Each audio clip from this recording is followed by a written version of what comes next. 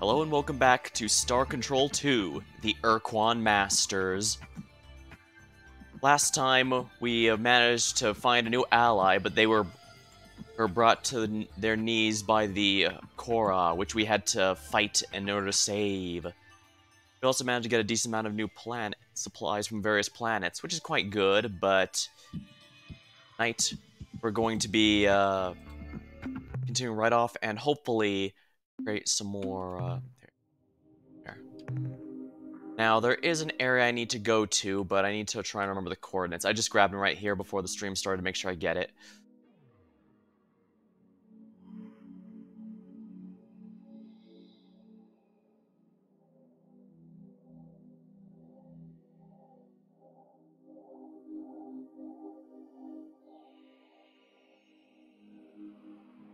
Alpha Pavonis. Oh yeah, I need to go here for one item. And there's also going to be an area very nearby that is going to be very necessary. Now, I believe normally you're supposed to go to this area where I'm about to go to. How can I put this? I guess there's only one way to... Fortunately, I'm going to have to spoil it to an extent. You see, there is going to be something that shows up in near Alpha Pavonis only at certain times of the year. However, I also need a very specific item if I want to make it. So I'm gonna have to be paying attention.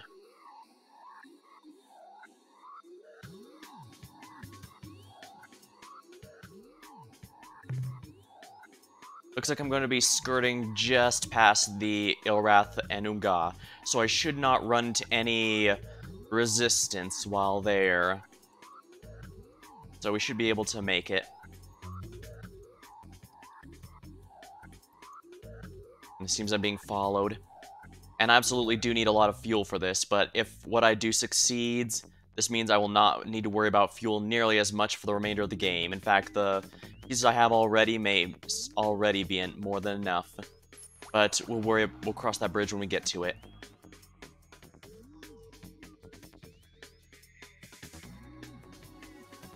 Yeah, that's definitely a probe, a Salandro probe. I absolutely need to deal with that, and we will be doing precisely that after a time.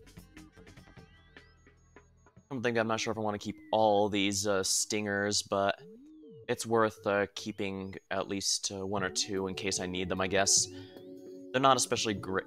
Well, I know they're good in the right hands, they're just not good in my hands, but I should probably scrap them and make room for another Or's Nemesis, since as we've established, I seem to only really work well with the, what's it called? With the invader builds.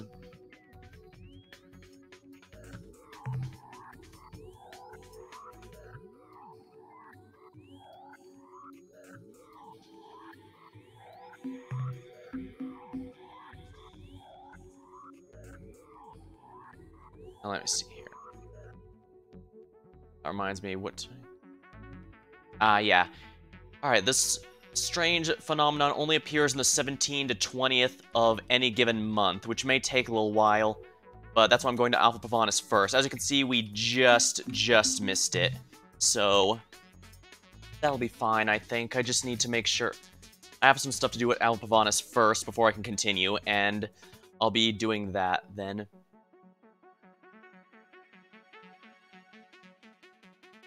Yeah, I'm outrunning the probe rather swiftly, which is quite nice. I shouldn't run into any more enemies as well. I think there's a limit to how many probes can spawn at a single time. I'm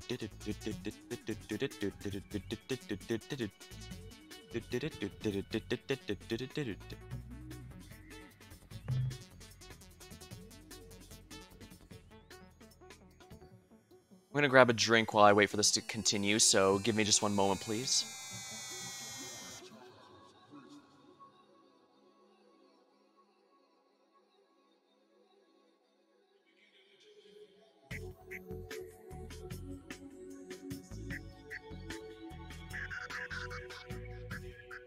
Refreshing.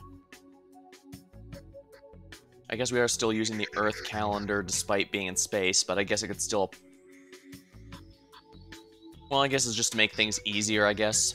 Stardate, May 5th, 2156.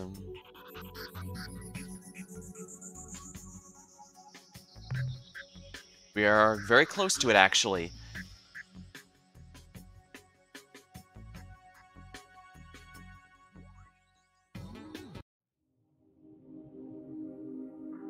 Alright, we're gonna save here because we're very close to a major location here. Now, where is the planet on the outer rim?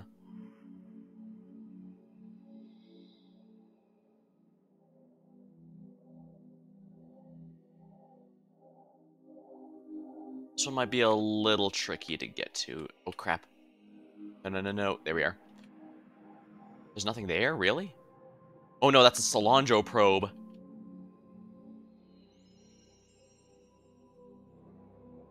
Alright, here we are. Scan. An Azure world.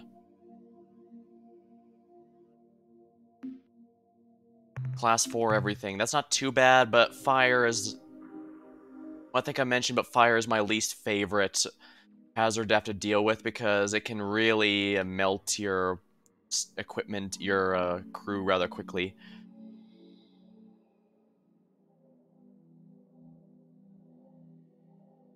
No.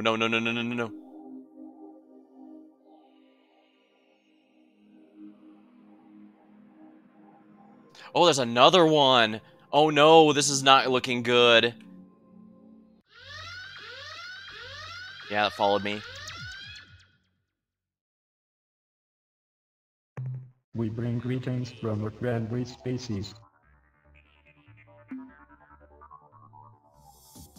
Mission description follows. Traverse space recording data. Seek materials for replication. Replicate to expand scope of mission. Contact life forms in peaceful manner. After 10 replications, return to point of origin. End of mission description. Priority override. New behavior dictated. Must break target into component materials. Alright, so yeah, they're going wrong here, but what am I gonna fight them with?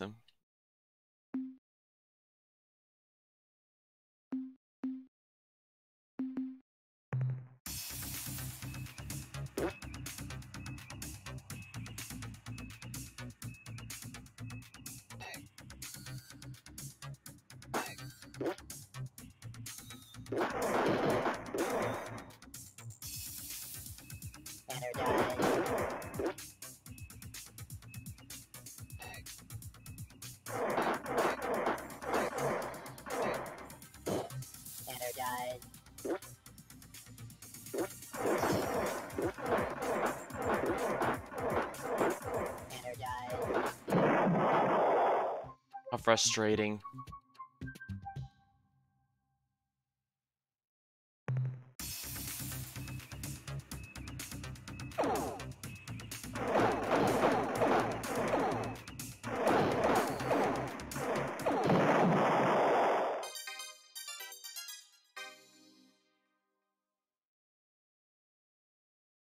I should really just use the protector, period.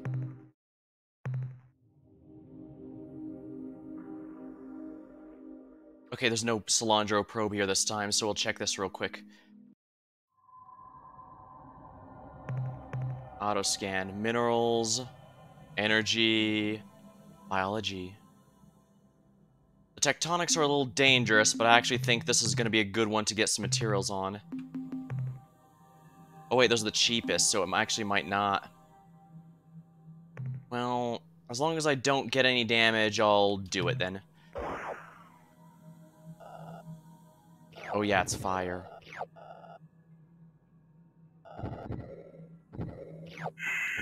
Well, that at least paid for the trip. So I think that's worth it. Alright, now we should have a bit more here to work with. Alright, this is... let's see what we've got here to mine. Minerals, energy, biological. Some really valuable stuff here, but weather class 7. Over 1,000 degrees, that is not promising, I don't think.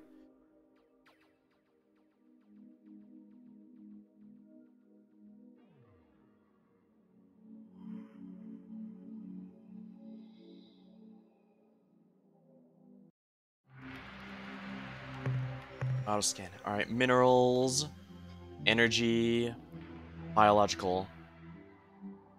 There's a decent amount of... Alright, looks like the fire is the only threat here, so as long as I'm careful, I think it'll be fine.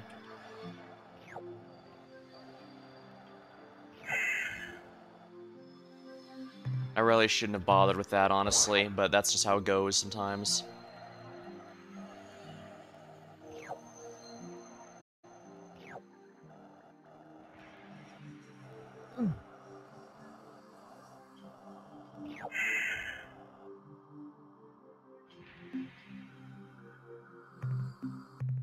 I'm losing like 5 units at a time. That's not worth it, I don't think, but whatever. As terrible as it is to say, fuel is a lot cheaper than crew members, at least for the moment.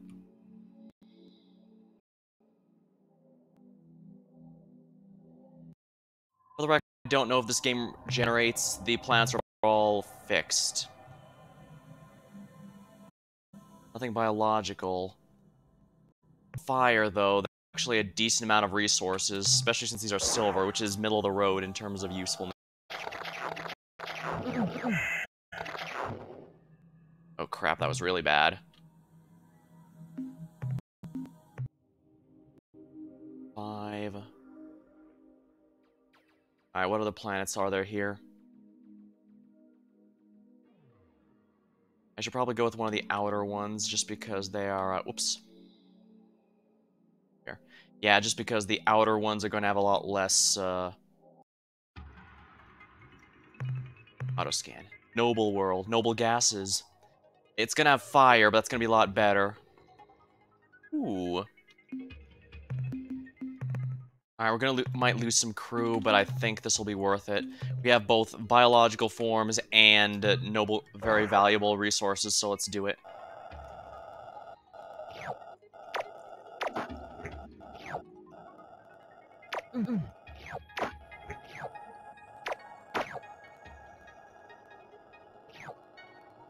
Wait, what the... what's that?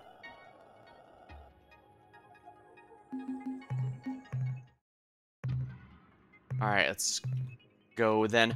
I still want these, valuables, so we'll do that, but I need to watch out for the fire.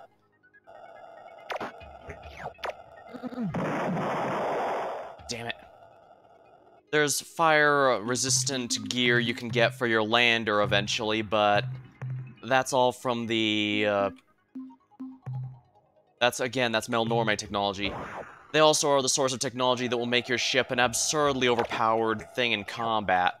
Way better than any of the, player ones.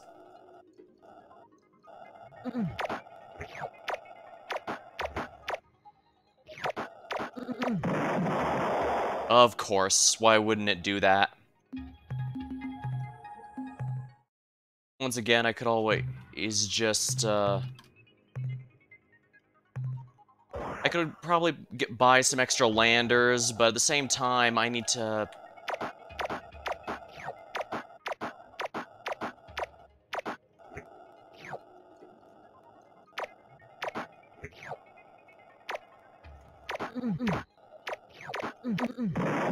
Ah, damn it, the fire... This is absolutely an RNG.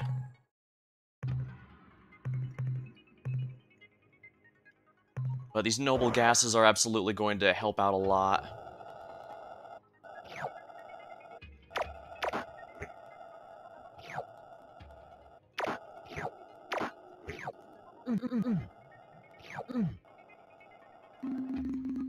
Report from the surface. Captain, we've located the wreckage of the Ur-Quan dreadnought. The fact there's anything here but a hole in the ground indicates that the vehicle had some engine power left to soften its crash. Most of the dreadnought is just so much alien junk. We have made hollows of everything, but I don't think it will be of much use to anyone but those egghead xenotechs back at the base. We have found one piece of equipment which is relatively intact, however. It's a huge hyperspace warp pod, the starboard unit, I think. We'll bring it aboard. End of report. This is the main reason I came here.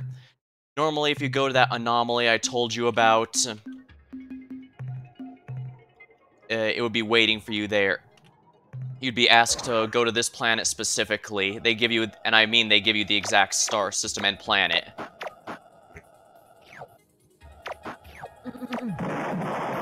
Darn it.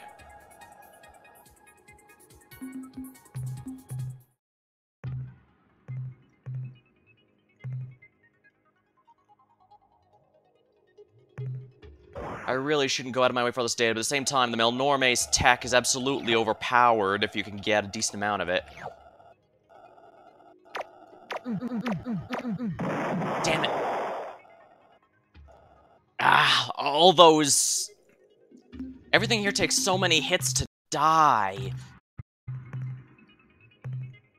And yeah, like I said, I know you can eventually get some upgrades for your lander, but that requires more from the Melnorme, which means getting more of these creatures for credits, which means you have to deal with this.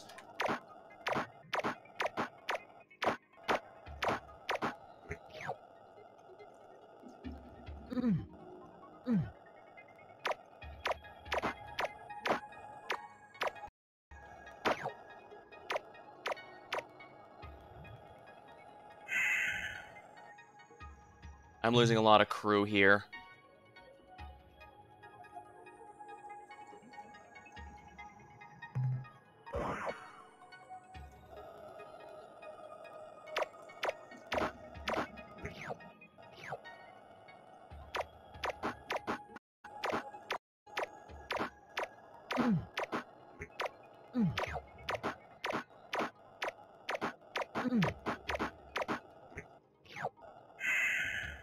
Not very much out of that.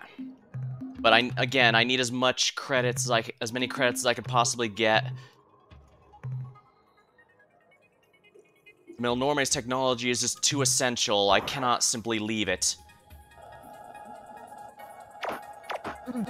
Especially because, well, like I said, a psychic combat, and a number of their upgrades will make you so you can't psychic combat.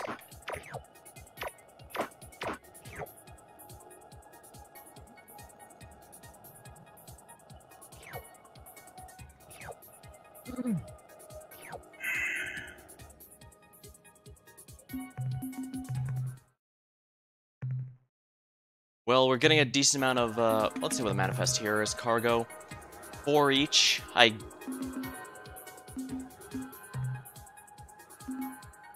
I'm basically spending an awful lot just to get these, right,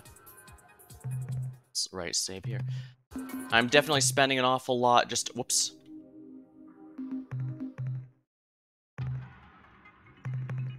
Just to get all these, life forms, but the credits should be worth it, I think.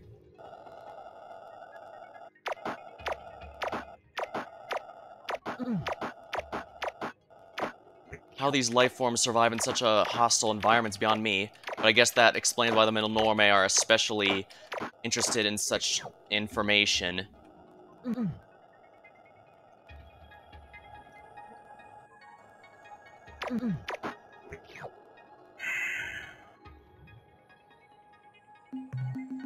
Alright. Let's see, manifest, what's the cargo? Almost 200 pieces of credits, eh?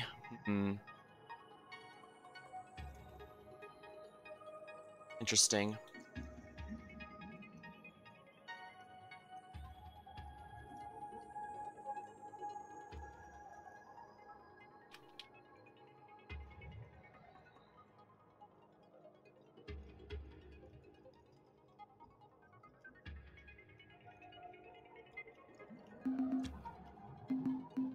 So I'm just thinking about a lot here.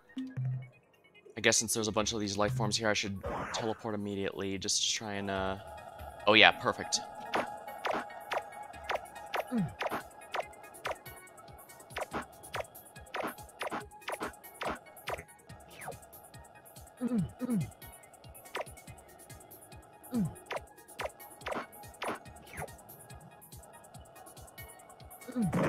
Damn it! Damn it! Ah! I'll just reload.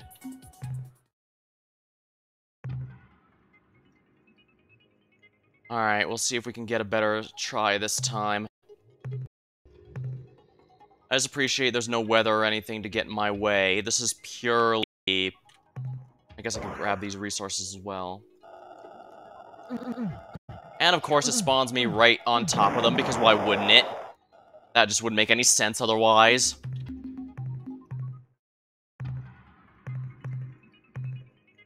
Alright, let's go here to try and get as many of these as we can.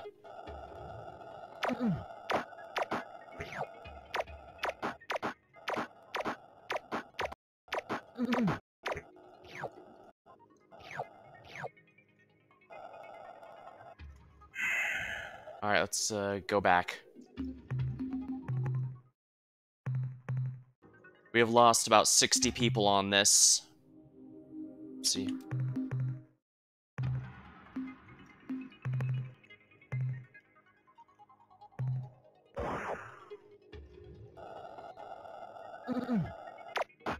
And what an entrance, right? Of course, I just immediately die.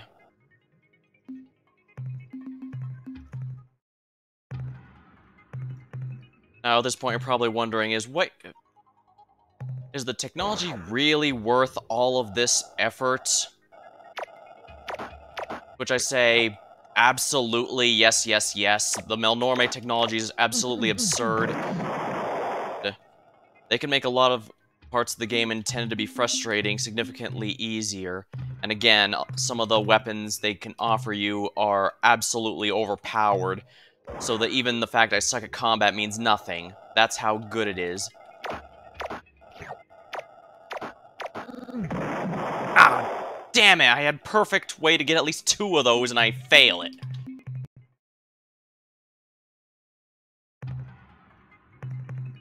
Normally I'd have given up by now, but...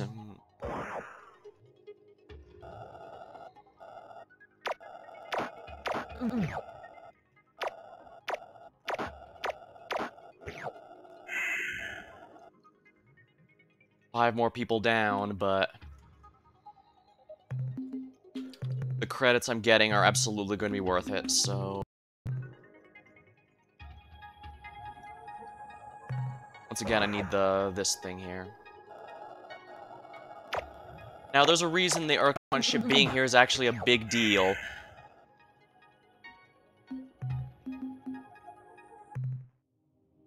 But I can explain it later. Manifest roster.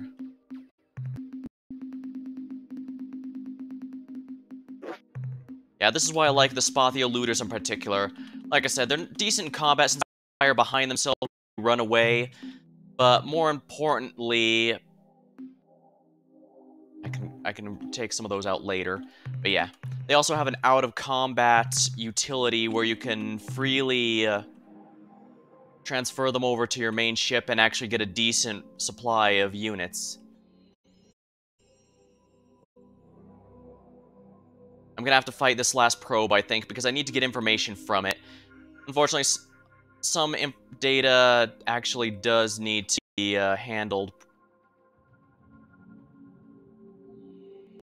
Yeah, sometimes you actually do have to fight enemies to get information that will be used later. First. We bring greetings from a friendly species. Mission description follows. Traverse space recording data. Seek materials for replication. Replicate to expand scope of mission. Contact life forms in peaceful manner. After 10 replications, return to point of origin. End of mission description. Priority override. Yeah, you'll notice that their priority of seeking other races is secondary to replication.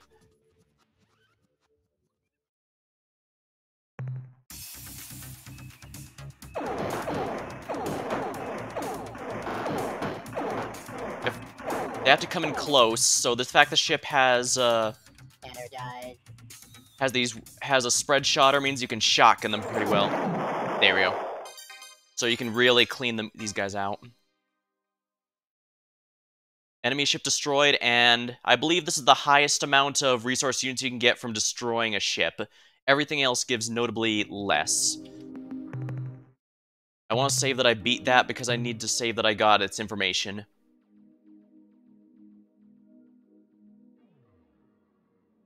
Oh my, another one. Well, more resource units for me, then.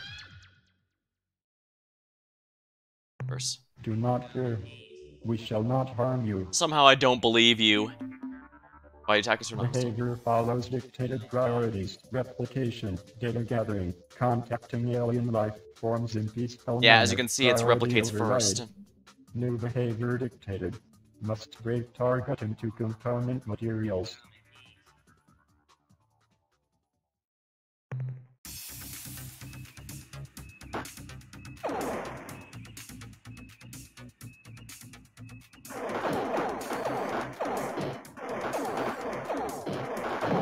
There we are. Yeah, shotgun. When you hit them with 3 shots at once, your damage is really good. Did lose a decent amount of crew, but a small price to pay for keeping all my escorts safe. As much as I do like the, I should go to this planet while I'm here, see if there's anything worth risking my neck over. I had like 80 and I lost 40 there. Yeah, the Solandra probes melt you at close range, just like the Umga ships do. I don't think this is worth my time and crew members, honestly.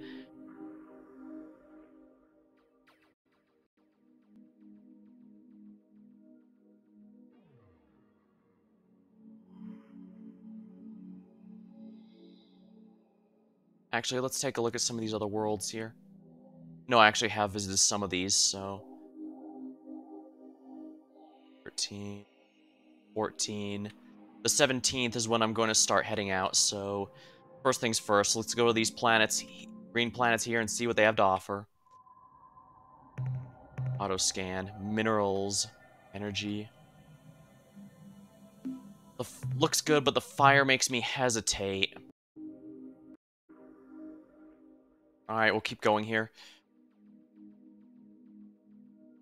This is one of the furthest planets. I think he would think it should be a bit cooler than the others. An acid world.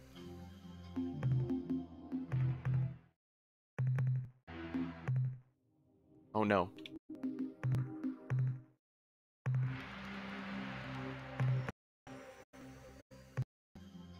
These are blues, the cheapest ones possible. I guess as long as I avoid damage, it'll be fine, but... Nope.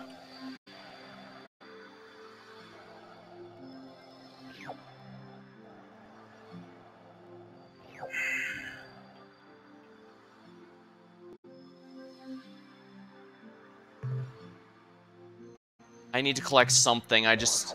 Unfortunately, for better or for worse, I really do need to bring something back.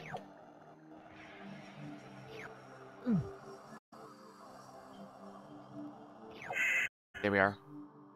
Not ideal, but it gets the job done. I'm not gonna go for that last one, it's just not gonna pay for the fuel. Now, let's see here. Where is this unknown? Around...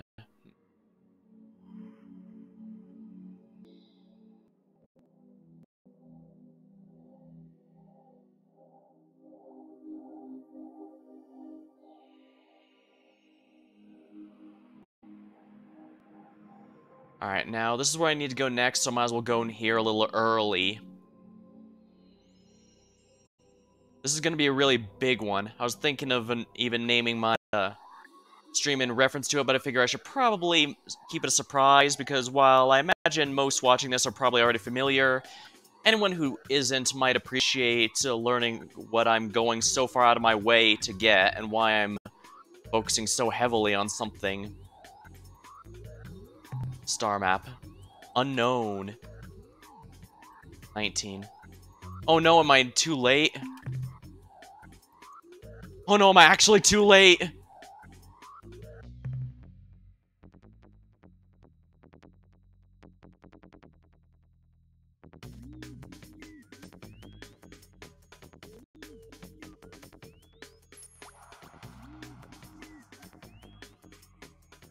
I am. I should have gone earlier.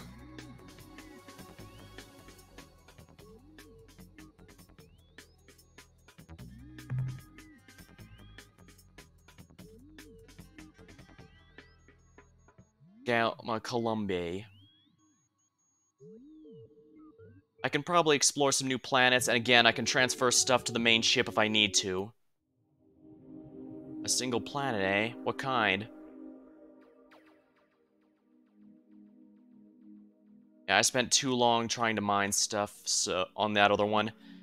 So that is 100% on me, I will be honest. Treasure World. The weather being class 3 means that's the only thing that might remotely be a danger, so... I'll just go and grab what I can then. Everything that I can. We're going to grab everything here. There's also life forms!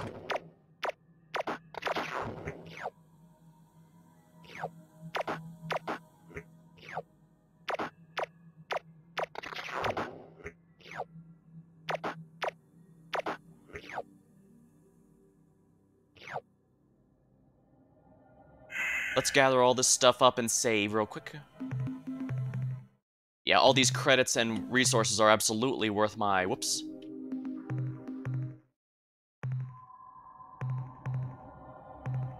Alright, now let's see if we can get some more of these life forms on our ship then, shall we?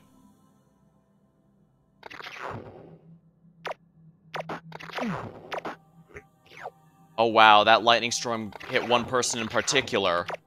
I don't know who that person was, but apparently the lightning hated them that badly. And again.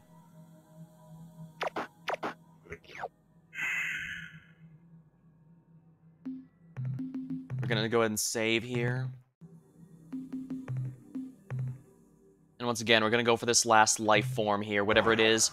We need the Melnorme credits. At least an umbrella and a planet with storms makes a decent amount of sense, you know?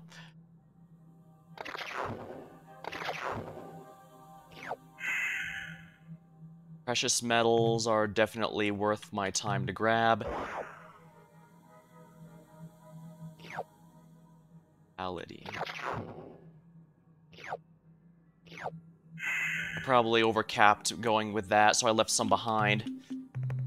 Cargo. Oh, I've got more than enough cargo, so yeah. But roster, let's exchange some of these others, shall we?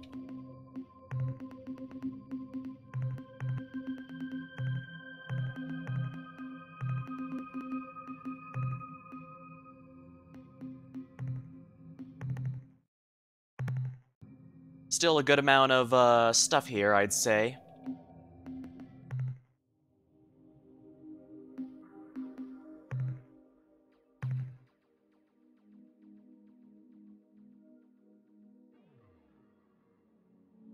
Alpha Columbae. You're wondering why I'm using up so much fuel here. Again, once I find the secret here during June 17th through 15th or whatever, that'll become much more obvious.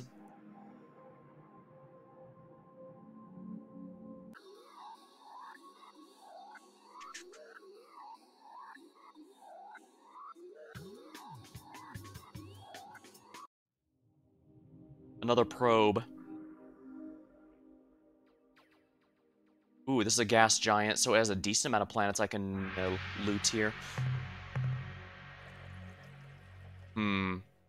This one's really dangerous, but let's see, where does green go? Green is actually quite valuable.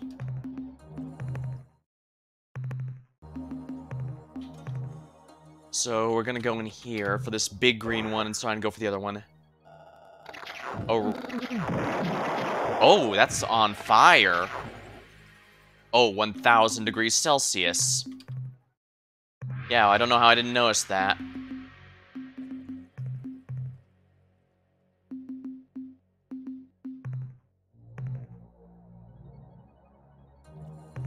Still want to get what I can here. Let's see if I can grab one without dying. Okay, that did a lot, yeah.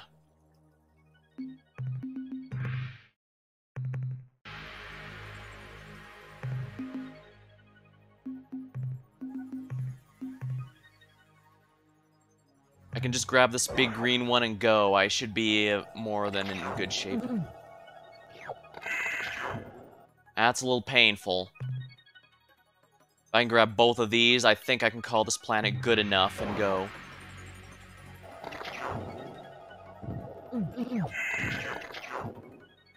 Really painful, but... yeah, we have a good amount of everything, so I'm gonna call that acceptable. And of course, if we destroy the probe, that's another 550 resource units, which will allow us to do whatever we need. Those tectonics are annoying, and the fire is going to be an even bigger pain in the rear. Can I get what I can and leave? Let's find out. If I immediately die, though, I'm just leaving.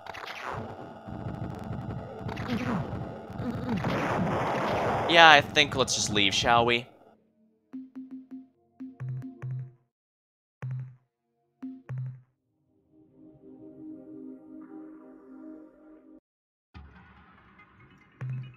Auto scan.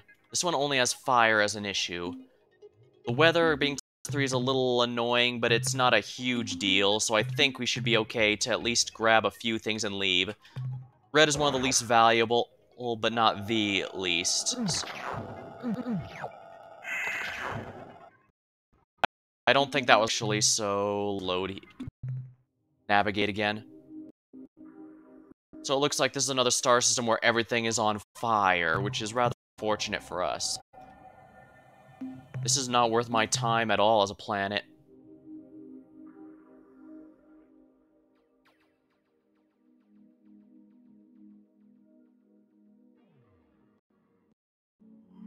Alright, let's take a look here then.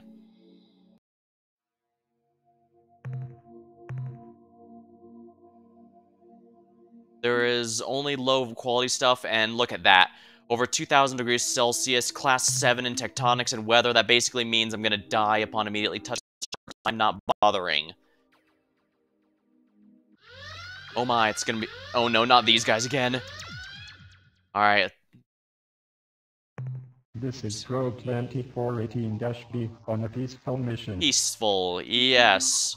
Mr. Pretensions, please do not attack. Replication status, 8 replications. Next replication 85% complete. Estimated replication since departure from point of origin, 583 replications. Oh wow, that's... Estimated replications projected 1 year from this date, 15,784 oh dear. replications. Estimated replications projected 5 years from this date. 45,786,412 replications. Priority override. New behavior. Yeah, these guys are... we need to do something about them. Into component materials. But don't worry, what I'm doing now will make dealing with them significantly easier. But I do need to take this seriously here.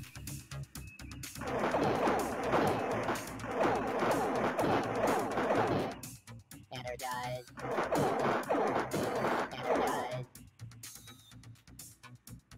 Well, if I have to, I can move ships. There we are. Excellent.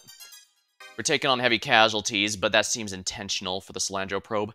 And hey, these resource units should more than make up for the lack of resources we've been gathering from planets.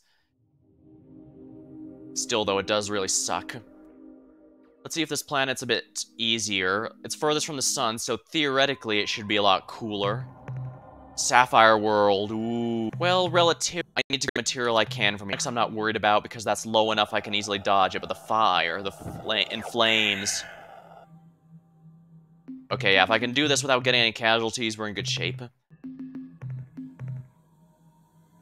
I want to avoid taking any units from the ore ships if I can help it. Okay, good. I somehow managed to avoid any casualties there. Save. I want every single one of these pink crystals. Oops.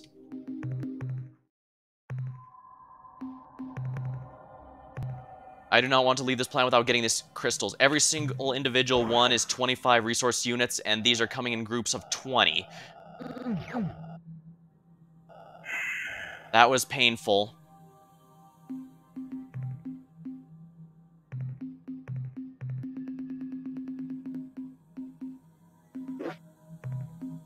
I don't want to remove the ores ships if I can help it. So...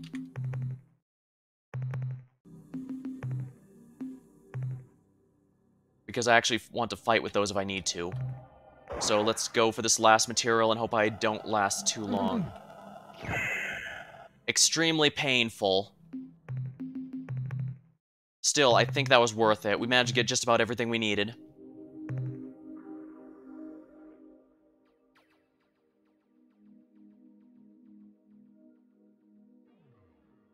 Yeah, I think we've gotten about everything we can from this star system. It sucks a little, but I don't want to have to deal with too much fire. And of course, that's a blue star or a star system, so it's going to be even worse. That's going to be fun.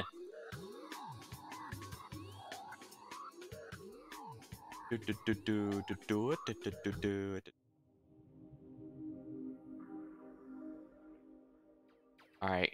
These are a decent length from the sun, so they might, keyword might, be reasonable in terms of temperatures. But of course, they could have weather tectonics, so let's take a look. I think I'm gonna go for it because that's a very valuable material. Tectonics class 5, but good news is the planet is not on fire. I just need to avoid the earthquakes like that. And there we are. And let's say we got some more pink matter, but that's going to be really valuable. And we'll go over here.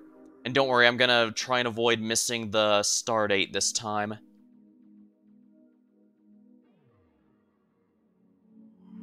I should be able to time it a lot better this time.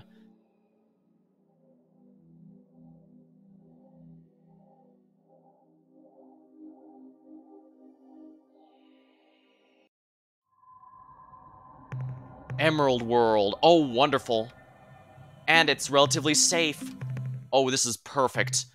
This is all the resources I could have asked for. Glorious, glorious raw materials.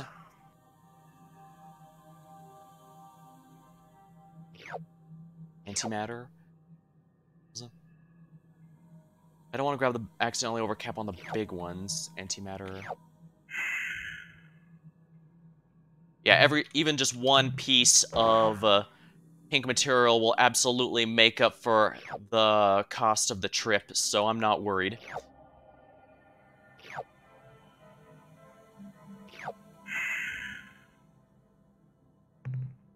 Yeah, there's no danger, so I can just go straight back down without having to save individually like before. I think this should be safe. Ah, darn, I might have left behind some. I probably should have played it safe, but whatever, we're in good shape now. And there we are.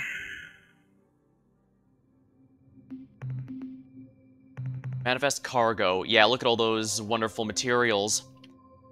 Got a pretty good mother load out of this.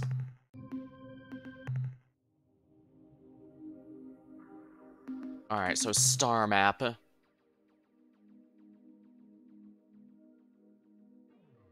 Right, let me try and double check where these coordinates are. 43, 637.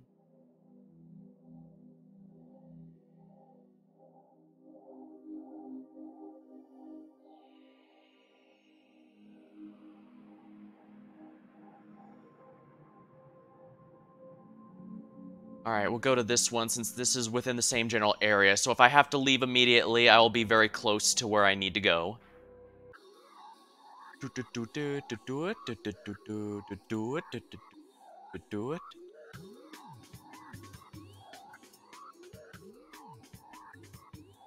Honestly, I probably can just, I could probably put these back in the cruiser here. Just in case I need that, because the other thing cruiser is actually not half bad, thanks to their homing attacks.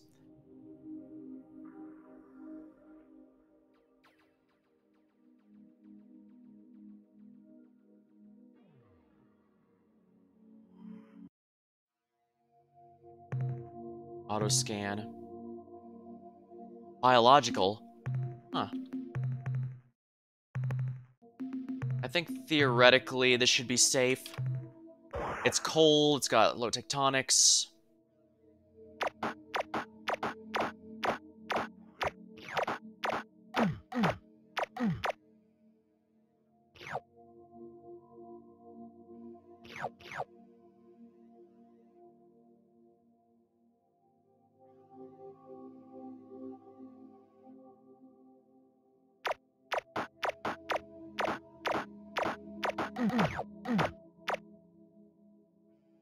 I was not expecting to be outright, hostile, but here we are.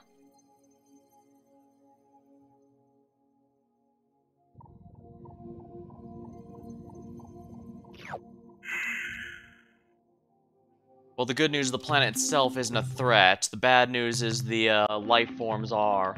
So I guess I did need those in the end. How very embarrassing for me.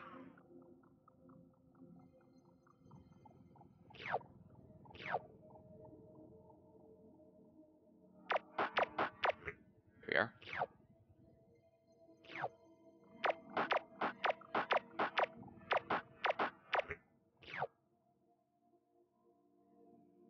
Alright, if I can get some distance, I can start shooting him. Ah, 2 people were eaten by that thing, I guess. It's funny, because the slurping noise makes it sound like I'm eating the materials I'm grabbing.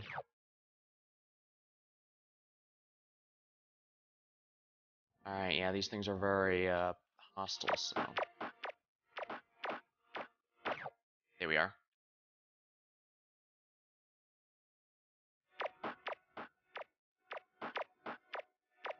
And those things just run from me.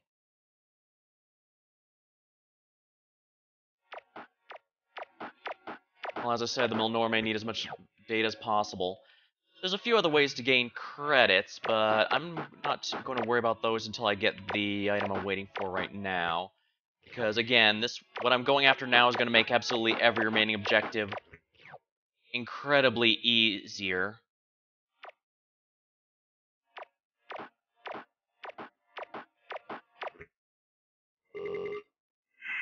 Oopsie. Okay, at least the data is still there. Yep, there we are.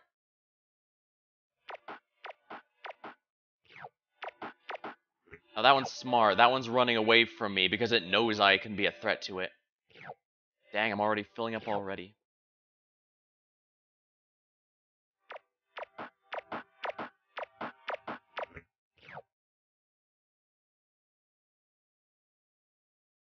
Alright, we're almost done. The hostile life forms are all gone.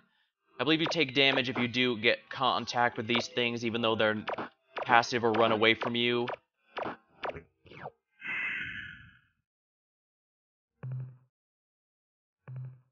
However, as long as I'm not a complete ignoramus, I should be able to prevent that from being an issue.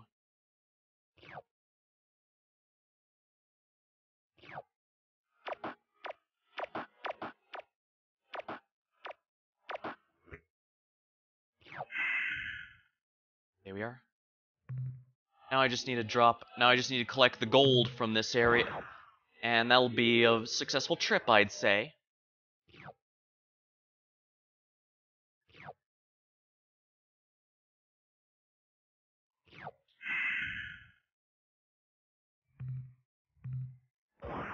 Alright. Well, I guess this gives us a harsh... On this day, humanity received a grim reminder that it's not just the planet that can be hostile. Yeah, I didn't want to risk overcapping by getting those 2 big ones now. I should have enough fuel... enough for this now, at least. And there we are. Excellent.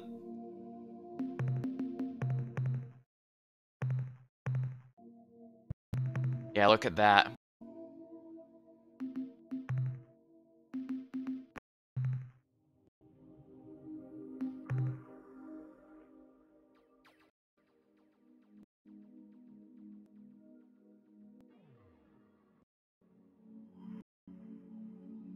Alright, I do have time. I can check this out a little. Just a copper world. Not quite. Ooh, there's also living creatures here. I do have to be careful. As we saw, I need to worry about the tectonics and also anything hostile, so let's be careful. But the tectonics are not too high, so we should be able to avoid these fairly easily.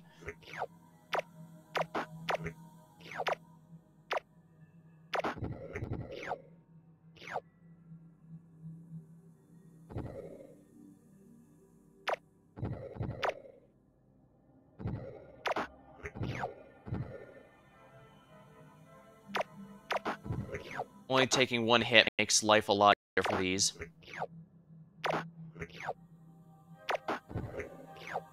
Might as well go back now that I've got most of what I need here. And we'll go ahead and save just to be safe. I don't have too many acceptable losses left in this particular run. In this particular excursion, adventure, whatever an individual run for supplies and stuff would be.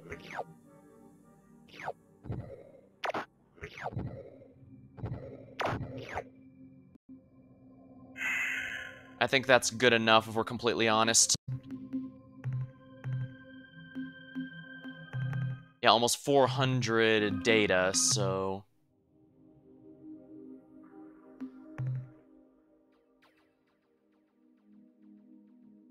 That said, I should probably start worrying about fuel. This is probably gas giant. Oh, so there's... Oh, there's absolutely no moons. Alright. I believe this is a handcrafted galaxy rather than being a generator or anything, so... If I cared to remember what planets specifically have the best stuff, I'm pretty sure I could do those, but I didn't memorize this entire game. Plutonic? Weather Class 8. I don't like the look of that Class 8, I'm gonna be honest with you. So, you know what? We're just gonna go up to this planet over here.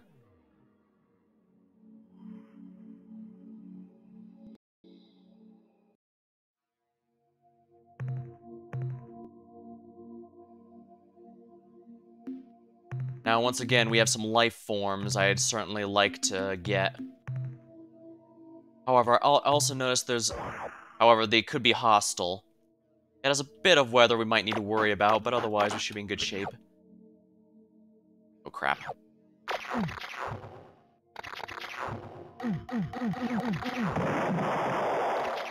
Oh yeah, everything in here is hostile.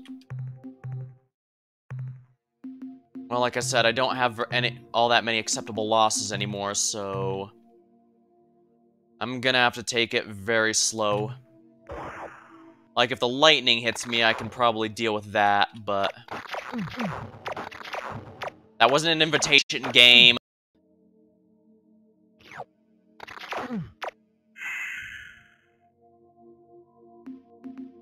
We're gonna just load. Like I said, I simply am not in a position where I can afford too many,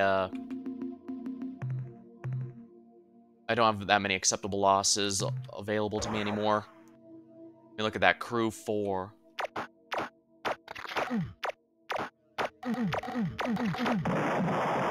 That's no good. These things are practically immune to our gunfire.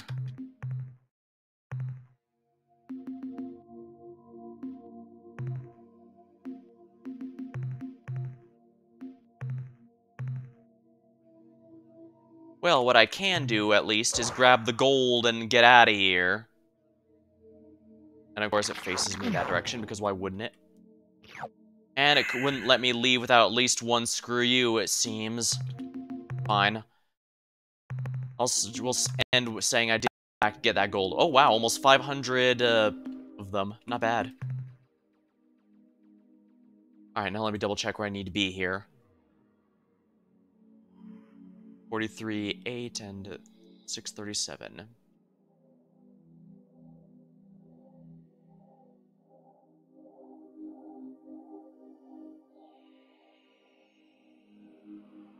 Alright, we're going to be very close now.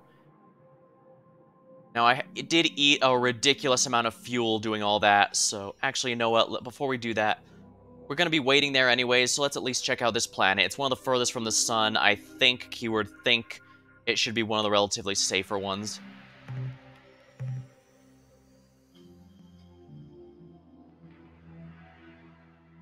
Hello, Jars. Welcome into the stream. Prisons. I suppose it might be. Acid world, huh? Not much of value on this planet at all. But aside from tectonics, it actually doesn't look all that threatening. Yeah, and it's a very cold planet, so it's not gonna be that bad either, I don't think. What I can do is simply grab the valuables here and run. There we are, that's good enough.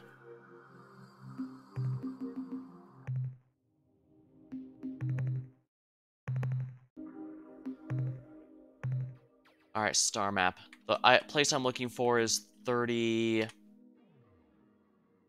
No, it's 43 and 7. So let me see if I can get in here. 43.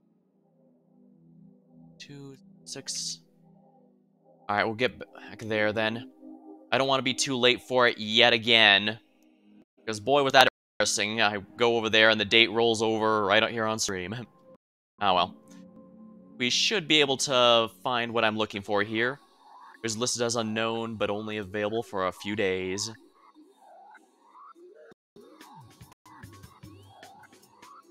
13. I just have to hang out here for a little while, I guess. 15. 15. 16. Come on. Only one more day. Oh, crap. That's probably a probe. A Solandro probe.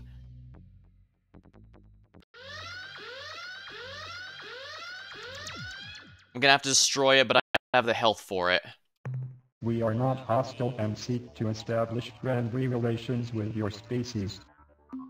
Then what's the use? Regardless, so just attack. Priorities set at point of origin. Behavior follows dictated priorities. Priority override. New behavior dictated. Must break target into component materials. I'm probably gonna die because I forgot to put some more people into the main flagship.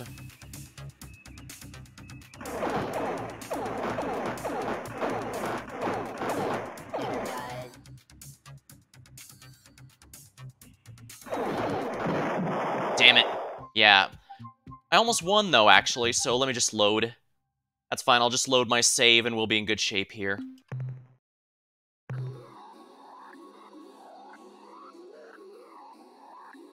Oh, nice. Now we have an entirely new star map. Unknown. Unknown, unknown. Welcome to Quasi-Space. Ineffective back roads from many different locations in order to reach. And as you'll notice, it costs absolutely zero fuel to go anywhere in here. However, since it only opens in one spot at very specific points in the year, it's very difficult to do anything here, really. I should probably save now that I'm in here so I don't have to wait again. But there's of course the fact there's something way out on the side here shows it's obviously a point of interest, so we shall now go there.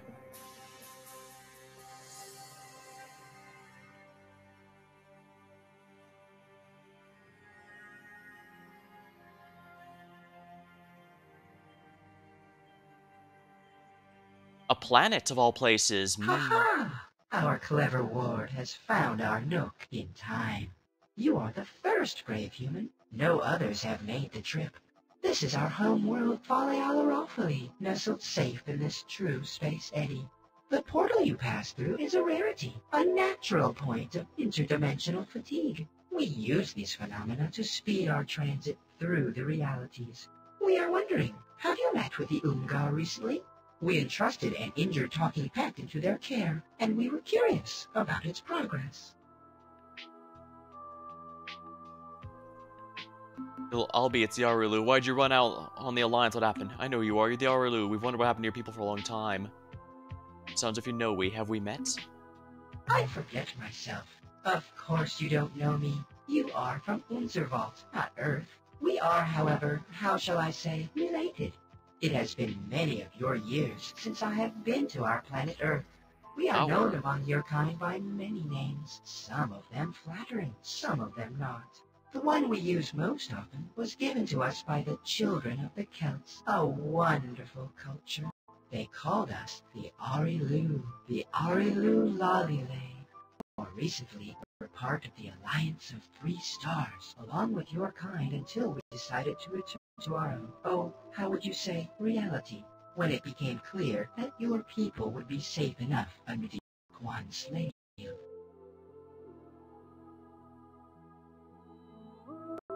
Alright, there's a lot you definitely want to talk with about these guys. Generally, these guys I've noticed be a bit split. Some people really like them, some really don't, and you'll be finding out why very shortly. So it did happen at the end of the Forgive war. us if we forget the importance you attach to such events as this. Our context is infinitely broader than yours in scope, both in space and time.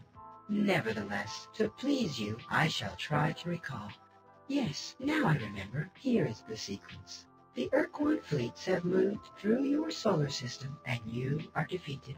Your people make the choice not to fight with and for the Ur-Quan. A shield is kept in the world. Your people are now safe. This makes us happy. The Armada departs your star system and moves toward the remaining Alliance members, ourselves, the Cyrene, the Yehat, and their adopted Shofixti. The Yehat and Shofixti withdraw to Delta Gorno, but they do not permit the Cyrene to follow. We are content with the flow of events and leave the area to return here. From our perspective, this sequence of events ends here. What about the Ur-Quan? What are they up Soon to? after the Ur-Quan defeated the Yehat and imprisoned the Cyrene and Beetlejuice, their siblings arrived to initiate the doctrinal conflict. This battle continues as we speak. Now, a lot of the information they give you is absolutely essential, especially if you're not using a guide like I am. He basically explains where you can find all these races to speak with them regularly. Except, of course, for the Shofixti, who have gone extinct. Aside from, as we saw with General Zex, his apparently Shofixti maidens, which we need to get from him eventually. But that quest will be a bit later on. For now, I want to go here. What exactly You do we can desire go? honesty. It is given. We have visited your world for many thousands of years into your species' past. We have changed things, made modifications. Wait, what did you change and modify on Earth, and why? Our motives are multiple, our desires complex. Part of what we do on Earth is for your own protection. There are parasites, creatures who dwell beyond. They have names, but you do not know them. They would like to find you, but they are blind to your presence unless you show yourselves. The Androsynths showed themselves, and something noticed them. There are no more Androsynths now, only ores. That's why... Okay, now we're going back to the ores. As mentioned, it's going to end up feeling like the ores were originally supposed to be a bit more plot relevant, because well, as we can see, they did something to Androsynth. I mean, the Androsynth are just gone, not without a trace. That's why part of me has been wondering if maybe the Androsynth were converted into the ores somehow, rather than the ores simply killing them or eating them or whatever. However, nothing will ultimately come of this, unfortunately, so the ores are basically just a secret additional one here. And the ores themselves, they openly admit they don't like the Arilu. They're from another plane, so kind of near it seems to be part of quasi-space, but the Arilu are above and the ores below, and they don't get along. Now, not everyone's a fan of how the, sounds creepy, please go on. No. In a way, ignorance is your armor, your best protection. They cannot see you now. They cannot smell you. Much of our work with your people involved making you invisible, changing your smell. If I tell you more, you will look where you could never look before. And while you are looking, you can and will be seen. You do not want to be seen. So basically, he's warning us we might learn some things that people are not meant to know. Or more accurately, we'll be opening a two-way window. Or Perhaps, I guess it could also kind of be like what happened from Remnant from the Ashes, to use a more recent game as an example. Basically, looking through allows them to look back, and that could very well be a door, not a window, and if so, then we won't be able to handle it. They'll probably be fine with us looking once we actually have the ability to handle whatever it is the ores truly are, but whatever it is apparently doesn't think we're capable of it. You said you had much to give my people. Could you be a bit more specific? As you know, we live in a dimension adjacent to hyperspace, which we call quasi-space. Our ships move between these dimensions through weaknesses in the interdimensional fabric. Although many such weaknesses, or portals, exist which lead from our dimension, quasi-space, to various locations in hyperspace, there is only one naturally occurring portal, which will transport a ship from hyperspace to quasi-space. We therefore find it convenient to generate our own portals artificially, with focused dimensional fatigue rays. As a sign of our long-standing relationship with your species, we would happily fit your vessel with a portal spawner of its own, but your ship is so massive, our units would be ineffective. However, we suspect you may find a sufficiently powerful warp pod, the key element in a portal spawner, in the wreck of the Ur-Quan Okay, so he's still... on the 7th world at Alpha Bonus. Yeah, this is how you're normally supposed to find that. Back here, and we will prepare a portal spawner for your vessel. Yeah, normally you're supposed to go here, discover what you need, get there, and come back. However, I went there first because that otherwise requires waiting twice, once to go in here and get the information, then again to go back. For a regular playthrough, that's honestly not a problem, but for this, I kind of wanted to expedite getting Alpha Pavonis. I was actually in there earlier in the stream, and I managed to pick it up. It's a bit north from where the natural portal spawns here that I used to get in. That's why I was hoping to get it and then go in, but then I missed the date, unfortunately, so I had to mine some other planets while waiting. Mention a talking pet. How'd you find him? We are an endlessly curious species, and we spend much of our time on, how should I say, reconnaissance missions. During one such trip, we witnessed the crash landing of an Ur-Quan dreadnought on the surface of Alpha Pavonis 7. Normally, when an Ur-Quan vessel is disabled, it automatically engages self-annihilation circuits to prevent other species from learning the Ur-Quan's technological secrets. In this case, however, these circuits must have failed. The dreadnought did not disintegrate on impact. We landed to explore the wreckage, and were amazed to find a survivor, a talking pet. As you may know, the Ur-Quan use these non-sentient creatures for the task of interspecies translation, a task the Ur-Quan find ultimately demeaning. The talking pet was severely injured, and we did what we could for the poor creature, but it grew clear that without superior measures, the talking pet would die. We turned to the Unga, whom we have known for many centuries. Their bioscience skills are far superior to our own. The Unga promised to do what they could and let us know how the pet fared. We have not heard from the Unga since. Perhaps, if you are traveling through their stars, you could ask them for us. Might be a bit difficult, I suppose. I'm not sure why there's an openly hostile option, but then again, most of them have it, even when it doesn't make no sense. So yeah, it seems the Arilu have been in control of humanity's very evolution from the start. Some people appreciate it because it's protecting us from the outer dimensional species like the ores. Others feel that's cheap, not letting humanity do its own thing, whether it's for good or ill. So, but we have obtained the warp What pod. a surprise! As we have always said, humans are a most resourceful and clever species. We are so proud of you, but don't worry that you shall have to wait. We are prepared. Even now, our technical personnel are equipping your ship with a custom version of our portal spawner device. The device is usable only in hyperspace. Whenever it is activated, the spawner will focus several interdimensional fatigue beams adjacent to your vessel, opening a temporary hole into quasi-space. Move quickly through the portal. After your ship has passed into quasi-space, you can choose any of the nearby portals which lead back to hyperspace. thus saving you needless transit time. Be keenly aware of this fact. The spotter requires a great deal of energy to function. We estimate that each time you use the device, it will consume 10 of your fuel units. Yeah, so you can either be hostile or just goodbye, my early friends. Clever child.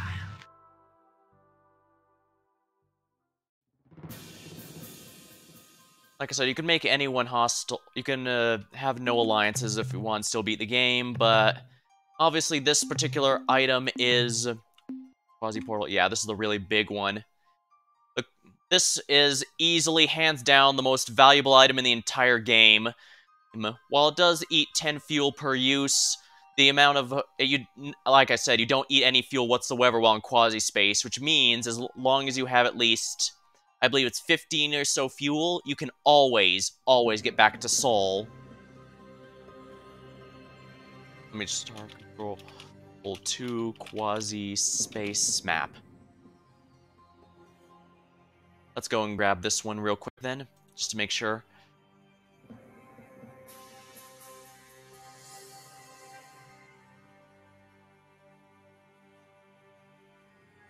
Oh, here's one from the wiki. Okay, this will be ideal.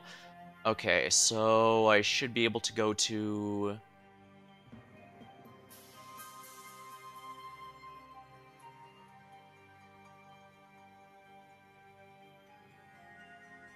Alright, so it's 16 fuel to Sol. Now let's see here. Which one is this one again? Let's see here. So the top one of a cluster of 3. So as long as I get this one right, I believe it should be in good shape here. Alright, excellent. When he said this cuts down travel time, he is absolutely not sugarcoating it. This thing is going to change trips that require several hundred pieces of fuel to properly travel into dozens. I mean, I still need to have the 200 here as an emergency, but like I said, I basically only need 16 fuel to get back to Sol at any given time, which means I can even stretch my resources thinner than they were before. It's just wonderful, I guess.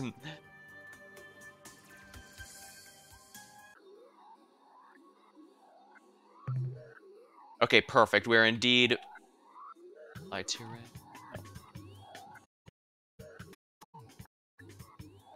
Yeah, 5.5, so 6 pieces of fuel to get to Sol, and then we can proceed to handle it. The only thing that could throw me off now is if a probe spawns immediately in front of where we're going, but I don't think that's going to be the case. Yep, there we go. Yeah, this thing is going to make a lot of the exploration easier.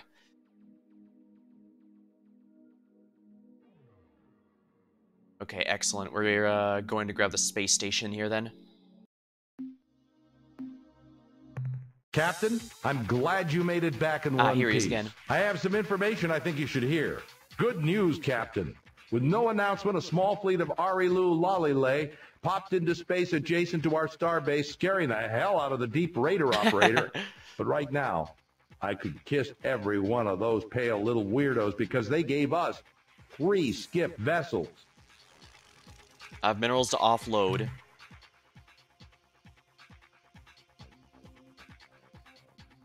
More fuel for the fire, eh, Captain? That last load should keep it blazing. Wonderful. Alright. Just scientists analyze what I've acquired. The analysis reads as follows. Subject, quasi-space portal spawner. Data, device is a hybrid of different alien technologies, including Arilu and Ur-Quan elements.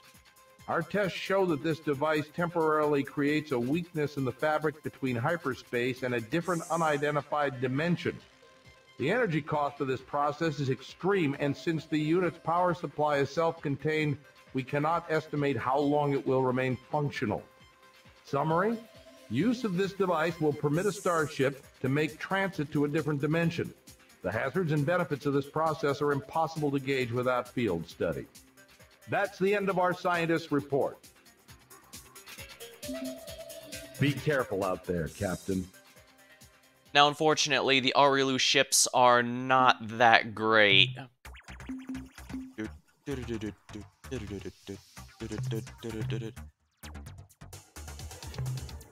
I should probably get another crew pod here. And of course, refuel. This is probably going to be the most expensive part here. Speaking of expensive, the Arilu Skiff are a really neat a neat ship, since they're the pop culture UFOs, effectively. But unfortunately, here we are. That's kind of where the greatness of them ends. I should probably add another dynamo module now that I think about it. Dynamo unit, there we are. That'll make combat a bit easier, but shipyard. However, as you can see, they have very few ship crewmates here. They have very few, they have very few space for crewmates, so they aren't very durable. Their damage isn't very high. They can only attack at close range with a tractor beam. I'm gonna be blunt, they're not very good in general. However, they are also extremely expensive, so... Alright, I need to refuel everything here.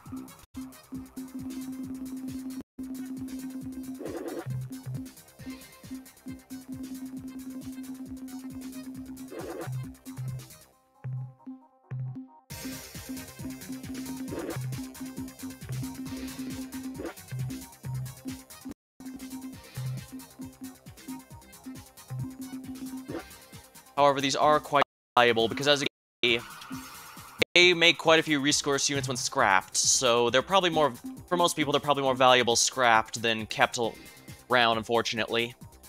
I'll keep one, well, I can keep two for the moment, since I don't need much else, but for the moment, we're gonna go here.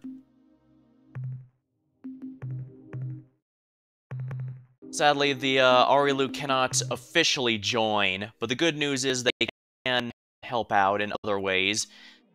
The portal spawner is pretty much the entire reason to do that, and of course they do grant you something there as well.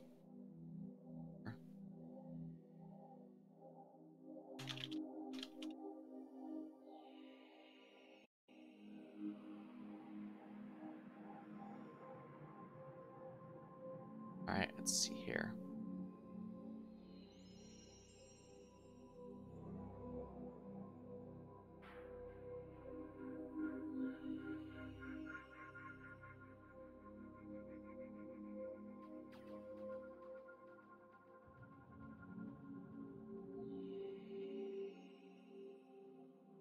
See here.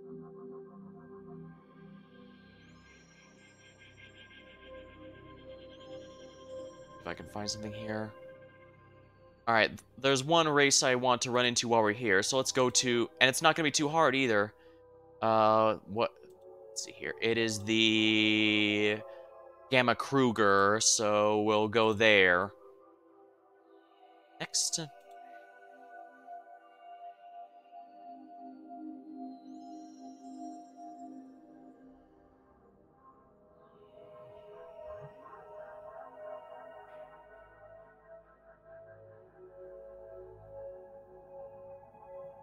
Delta... Gamma Kruger. Ooh, that's right in the middle of Ilrath space. That's not going to be too fancy, but I think we can handle it, don't you?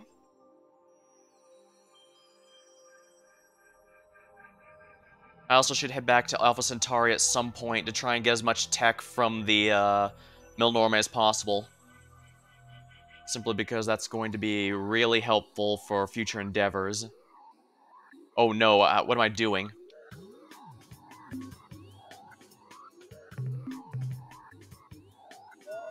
As much as I'd like to meet those guys first, there is something a bit more important I need to do, and that's deal with the Slandro probes. Let's see here.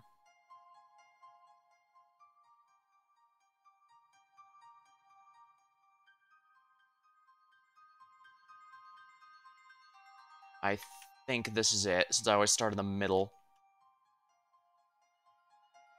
Alright, yeah, I need to get rid of those probes ASAP. Anything else is secondary. Yep, I'm precisely where I want to be. Now let me check where the, let's see here. Beta Corvi 4. Here. That's where I need to go here, and, I'm using a guide to try and make sure I'm not running around like a headless chicken too much, but I'm also taking the game a bit slow, because this is actually a fairly short game if you know exactly what you're doing, so... 1, 2, 3, you're probably thinking, wait, isn't that gas giant? Oh, they're on a moon, you think. Maybe they are. Let's go there in that case. Minerals, energy, bio. There's absolutely nothing here, apparently. That's strange, and they... Hello, visitor. We are the Slylandro. I am content to hover, a Slylandro speaker. Your presence here fills us with excitement. We have gotten so few visitors over these many drawn. We hope you can stay to talk with us for a time. Yep, this is a very unique race in that they live entirely on a gas giant. I'm Captain Skur, Captain of the Earth Starship Protector. What the heck are you? This is terribly exciting. We will be happy to tell you about ourselves if you would please do the same. You see, we Slylandro have been extremely interested in learning about the galaxy. Grab a drink while he's but talking. Our physique makes us incapable of leaving our gas giant home. Therefore, we are totally reliant on our infrequent visitors to keep us informed about events outside this planetary system. And visitors usually only show up every few drawn. We hope that our newly deployed exploration probe fleet will not only gather information for us, but inform other races of our presence here as well. Well, the good news is they're the reason I'm here, but the bad news is...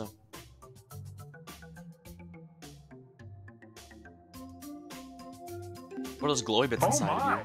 I forgot. You creatures see in the visual range and can see our... well, we can't see them. What I mean to say is, they are... Well, we use them when the male and the female... Well, look. I'd rather if you didn't ask about them, okay? Especially not in front of Soul and Plummet. She's shy.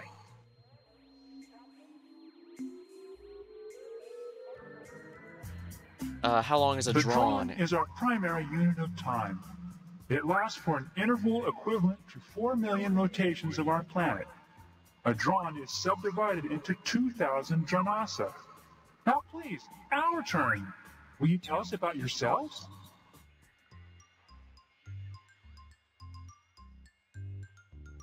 Most of us come from a large rocky world called Earth. That seems to be the pattern.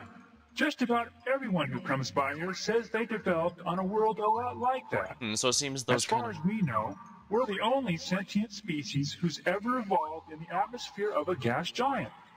Of course, from what we know, most travelers like yourselves don't have much interest in gas giants. So maybe there are others like us, Slylandro, out there somewhere. Oh, that's a good point. Since we don't really explore... Heck, as you saw, I've been basically skipping planets the moment I see they're a gas giant. So there could be others, and we just never met them. Although I suppose I'd personally describe Earth as more of a water planet than a rocky one. After all, the majority of Earth's surface is water, so if we were talking in Star Trek terms, which this game absolutely does use, it would definitely be considered a water world. We travel the galaxy in starships, seeking knowledge and contact with other species. Great. To leave your planet and roam the stars. You don't know how monotonous living on a gas giant for 3 or 4 drawn can be. Clouds, clouds, clouds. Wind, lightning, clouds, clouds, clouds. That's it. We know a lot about clouds. If you've got any cloud questions, ask us. We have over 800 different symbolic references just to describe them. Most of the time, when we aren't eating, we hover around and talk about what the clouds look like. Of course, the only things we know about are clouds, food, oh yeah, there's no fauna or plant. So generally, that's what we think the clouds look like. Our objective right now is to feel such an evil. The long brownish guys from the milieu with all the eyes and arms? They used to come visit us regularly about 3 drawns ago. Oh, interesting. They told us about all the interesting things they found from their scouting missions. They were really nice. Why do you fight with them? I think you're confused. Those aren't the Ur-Quan we're talking about. Ours are green. But the Ur-Quan were such good guys. They had lots of interesting things to tell us about, and they never got impatient with our questions. Really? Well, I guess a lot can happen to a species in 3 drawn, like turning green and evil. I suppose so. We're particularly interested in studying unusual planets and life forms. Then you should go check out a planet orbiting a blue star not too far from here. I think there is another blue star right next to it. We can't describe exactly where it is, but the people who told us about it, the Ur-Quan I think, said that it was one of the rarest worlds in space, and that as far as they knew, there were only 10 of these planets in this part of the galaxy. Interesting. Another blue star, planet orbiting blue star. There's another one right next to it. Exactly where it is. I think I can figure where that is. He's referring to a rainbow world, I guess I should say. And what he just said is important. There's only 10 rainbow worlds in the game. They're completely optional. Okay, but please, can we talk about you some more later? I guess that's all we can talk about for now. Alright, but what probes are you talking about? We hadn't heard from the outside galaxy in a whole Janasa. And then the Melno may come by and sell us a probe. And just a few hundred locations later, you show up. Oh, the probes? Right. The Melnorme are... Well, yeah, like they're we another said, merchant race, just a since short they're a time merchant race, ago, so... A race called the Melnorme stopped by. They said they had acquired some information revealing our existence, and they wanted to study us, if we didn't mind. In fact, the Melnorme said they would pay us for the right to do so. Well, they do follow the rules. Or something. Anyway, in exchange yeah, they for love our information. They gave us a probe vessel. Tell me about other visits over the years. Oh, you mean drawn. Well, let's see.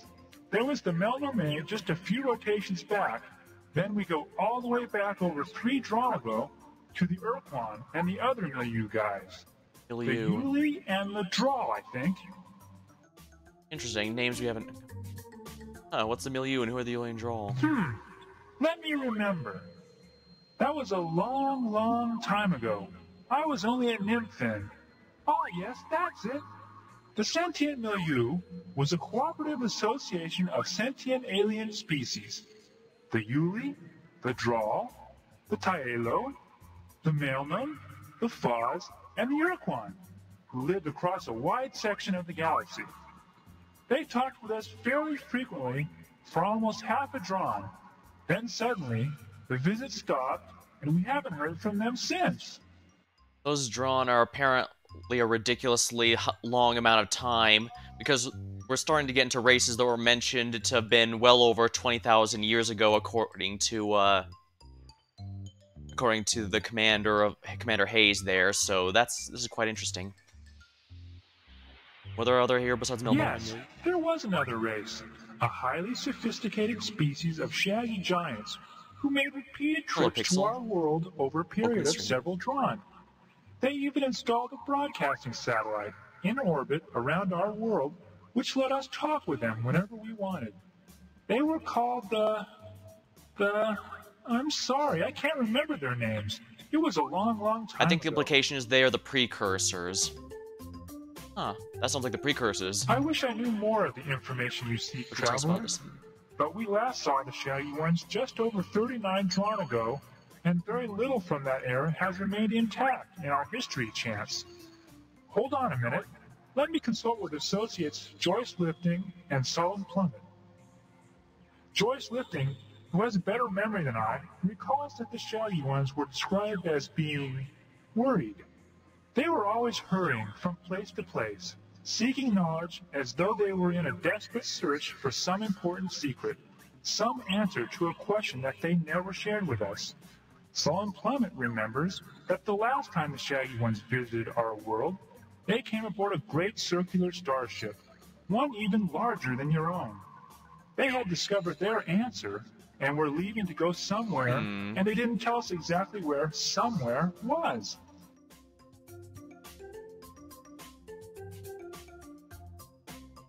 No, I have told you. Yeah, this is extremely important. Do you have anything? Joyce Lifting transmits. Oh, they transmit. Joyce Lifting has remembered something else, though it does not relate to the shaggy one's question, answer, or departure destination. What my associate communicates is the description of a set of 10 worlds, unlike all others. The Shaggy ones either discovered these planets, or, this is garbled, assembled them? The precursors can make We planets? were told the planets were, again, this is confusing, organized in some pattern which in some way alluded to the Shaggy one's ultimate fate. One of the worlds was described as orbiting one of a pair of blue stars not far from here. Another of these worlds circled a large white sun. That is all we can remember. Alrighty. Well, I'm gonna move on here, but this is going to be hard to figure out even if I visit all 10 of the Rainbow Worlds, so I'm just going to say it here. If you mark all 10 of the Rainbow Worlds on your map, you can actually see that they form an arrow, which means the ultimate fate of the precursors is they left the galaxy and went somewhere for whatever reason. Now, let's get on to the probe situations. I need to fix that. If you are interested, in exchange for information about the life on Source, the Melnorme offered to give us a remote exploration probe. Oh, their plan's called Source. It would roam the galaxy, gathering information and contacting alien races, and when it had filled its data storage units, it would return here and reveal to us everything it had learned.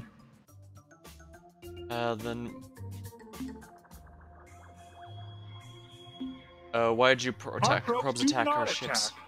They have only defensive capabilities. Offensive behavior is not part of the instructions we programmed into the probe. To do so would be reprehensible. Sounds like that actually struck a nerve, so let's go. What exactly was that probe's program? Now, where'd you say From the Melnorme Traveler Traders. It was catalog item 2418, Remote Self-Replicating Robot Explorer Probe, the economy model. What was the probe's program exactly? It was sent on a 500 rotation mission to seek out new life and new civilizations, to boldly go where no catalog item 2418, Remote Self-Replicating Robot Explorer Probe, had gone before. The Melnorme traded it to us for data on the life on Source. They said the information was unique and was worth, I don't really understand their units of exchange. Something like 10,000 Greedots? 10,000 credits, holy crap! Fortunately, that was exactly the price of their catalog item 2418, Remote Self-Replicating Robot Explorer Probe. Can we talk a bit more about the probe's program? What would you like to know? So if it's not programmed to attack, can you give a general outline of its program? It was a difficult task for us, since we'd never done anything like that before. But for the most part, we just adjusted its standard program, which went something like scan for targets as defined in target list. If no current target, then select new target from the current targets list using specified priorities. My coding skills getting used here. Is at current target, then set current behavior to new behavior based on behavior priority settings. Perform current behavior. Okay, that's the basic program. I said it was simple, and here are the tables used by the program. Target list with associated target priority. Space vessel 5. Transmission source 4. Astronomical anomaly 3. Planet-bearing life signature 2. Raw replication materials 1. Probe behaviors with assigned priorities. Communicate 5. Record data 4. Analyze data 3. Seek replication materials. What's 999. Move to current target 1. That's it. You mentioned the defensive capabilities. Please elaborate. That behavior was hard-coded by the Melnorme. We couldn't mess with it. Essentially, the probe will only fire its weapons if it has been attacked and cannot communicate with the attacker. And defending itself, it uses a lightning weapon? The probe is armed with a battery of missiles. It doesn't use its electrical discharge device in combat. So it's been using electricity, what? Yeah, never used any missiles on us, but apparently it's equipped with them. That's impossible. It's inconceivable. The electrical discharge device is used only for breaking down raw replication materials into their component compounds for easy gathering. Yeah, you can probably figure out where this is going. Even the young me who wasn't yet skilled at programming or knew anything about programming figured out what was going on here, so... Okay. Can you explain the replication ability? We're not hardware people, so we only know the theory. What happens is that while the probe is exploring space, whenever it's not doing something more important, it hunts for asteroids and similar space junk, zaps it into its component parts, absorbs the debris, and when it has enough raw materials stored inside, it manufactures a perfect replica of itself. So even though we only bought one probe, by now there should be hundreds of probes, maybe even thousands. Oh dear. That's he's most but make that sound impressive, but it sounds horrifying. How long ago did you get the probe? 2 or 300 rotations, I guess. He did say 300 rotations later we got here, so it would seem that it was shortly before the plot began, right when we got to Earth. We can talk more about the program. What would you like to know? Would you tell me about the replication? I'd be glad to. You see, the probe has the capability to seek out raw materials, process the raw materials into component compounds, collect the compounds, and then, when it has a sufficient supply, it can build a duplicate of itself. We decided that since we had only one probe, we should change the replication priority and crank it up so that there would be more probes sooner.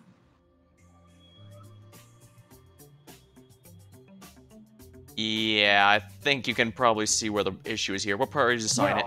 The factory setting was 2, in between movement at 1, and analyze data at 3. I told Joyce Lifting to set it a bit higher. Let me ask him what he set it to. Oh, my. That was a bit extreme, wasn't it? Joyce Lifting told me he changed it to 999. Yeah. The highest setting on the dial. Yeah, when you set a priority that high, it's going to absolutely override everything. What's the effect of the priority settings on behavior? I'm pretty sure the way it works is that every time a behavior is completed or interrupted, the program selects a new behavior based on the defined behavior target priorities and what kind of target is currently selected. I think a really high priority would cause a probe to focus its attention on that behavior. Yep, because he set it so high, so it does destroy subject and prove it. It cannot. It is not programmed for hostile behavior. What is your reasoning? Alright, what does a probe... Think about what a probe will do when it meets a ship. Spaceships are the probe's highest priority, because we want more than anything to make friendly contact with alien races. Think about the replication behavior. The probe seeks raw materials and processes them in preparation for replication. Now think about the effect of changing the replication behavior's priority. The answer is simple. It would spend more of its time seeking raw materials for its replication process. So what? Just like in coding, when something goes wrong, you have to go step by step in order to find exactly what the problem is. Now what will it do at ship, given replication priority set to maximum? I don't see what you are getting at, but I'll play along with you. Like I said, alien ships are the top priority target. Once a probe scanned a ship, it would instantly move toward it. Then, when it got to the ship, it would initiate communication automatically. When communications were terminated, a new behavior would be selected, and... a new behavior would be selected. And since the replication setting was set to maximum, the probe wouldn't get time to pick a new target. It would use the current target, exactly, the ship, for raw replication materials. It would process the ship, break it into component compounds with electrical discharges. Oh no! What have we done? Traveler, you must tell us what we can do! How can we stop the probes from destroying all life in the galaxy?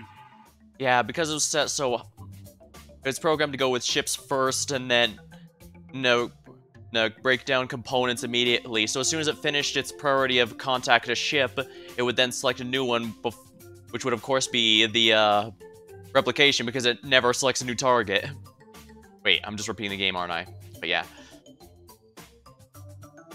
Well, at the beginning, I'd sue the Melnorme.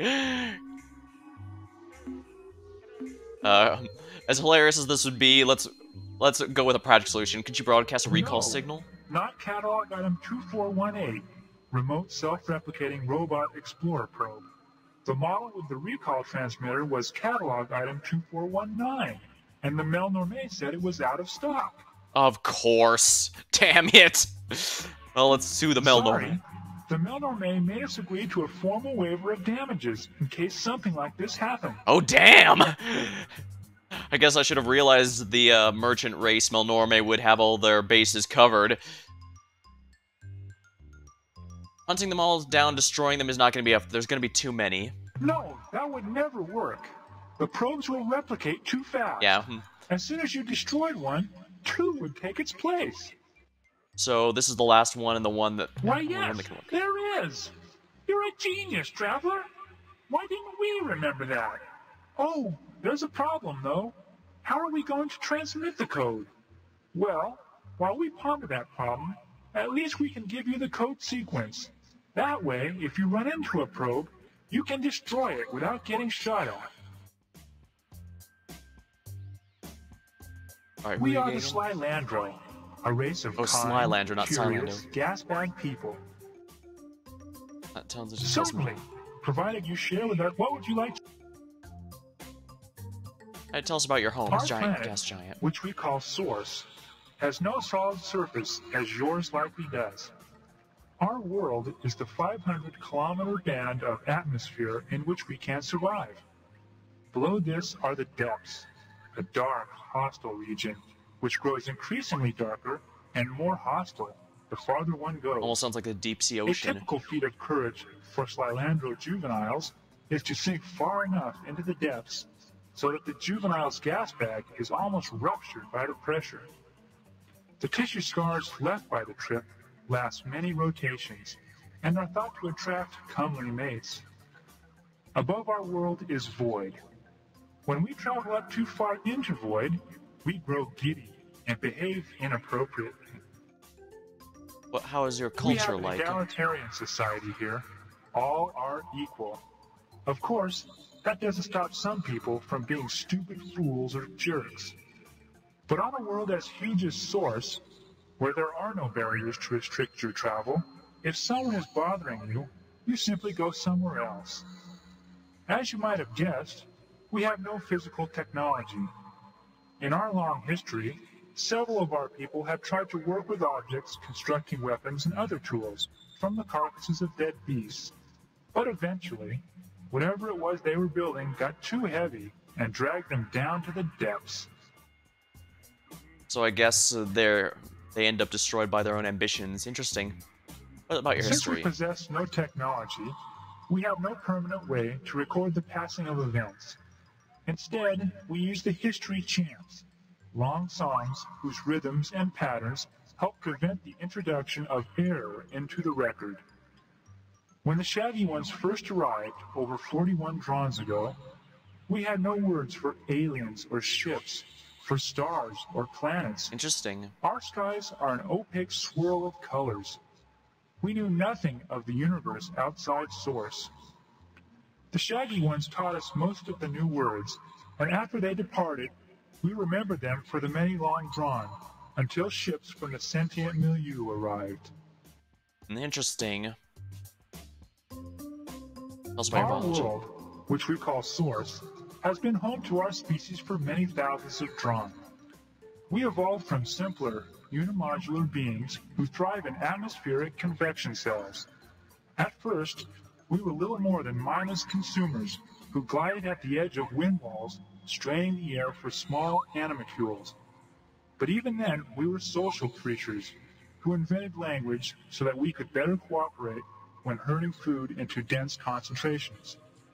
There are many hundreds of species here in Source, producers, consumers, hunters, and parasites, but so far, We are the only species here to achieve intelligence. Interesting. Hard to believe there's an entire ecosystem on a gas giant, but that's quite interesting. My pleasure. Now let's talk about you and your peoples. It sounds like I don't want to press that too much. We can leave now, I guess. Goodbye, human fluid sac. Gas bag, human fluid sack. Well, he's not wrong.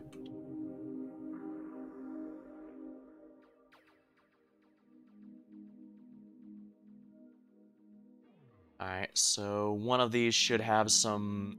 did say there are some plants with life here. And we, once again, the Melnorme want this stuff, and we want as much Melnorme tech as we can get our hands on, so... Mineral, energy, bio. Ooh.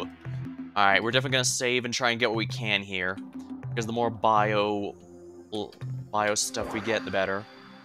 I have enough resource units I can afford to not worry about it too much.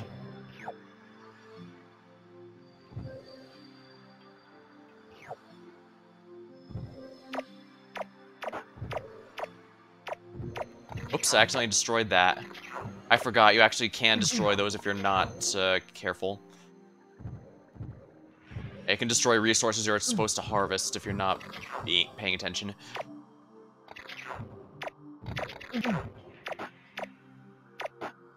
Excellent.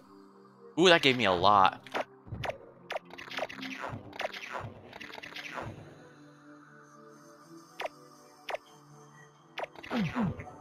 Darn it. Might as well get back up here because we need to refill. But there's some good, Alright, we're gonna go here near some more life forms, try and gather what we can.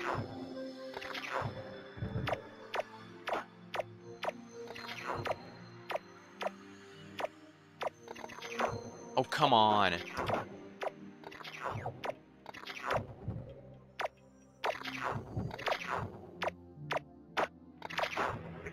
That's another one.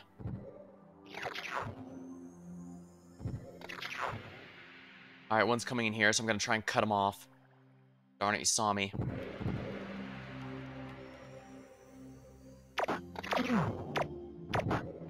Got him.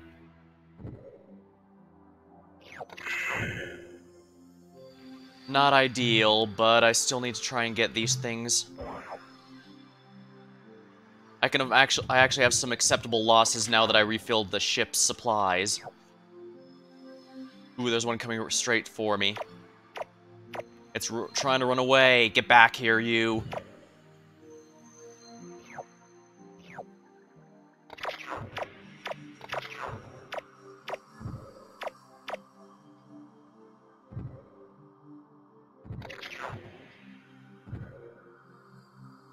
Crap, I need to be careful. Just about everything here can kill me if I'm not careful.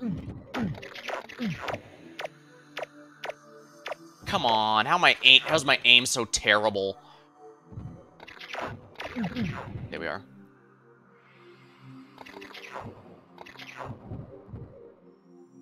I'm gonna have to come back. Refill. Still, we have some pretty good credits here. Manifest. Oh yeah, almost 500. That's gonna be really good for the, Melnorme, then.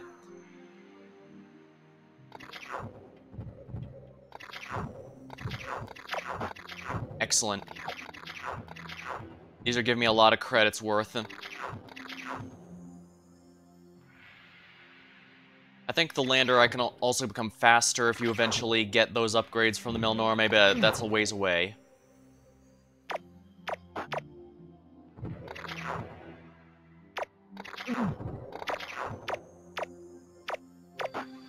Got him.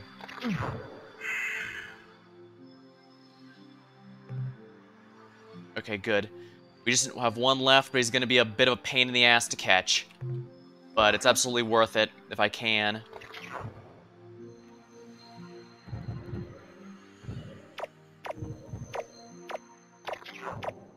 He's slightly faster than me, how lovely. But I should be able to cut him off. There we are. Excellent, we managed to get some more credits here.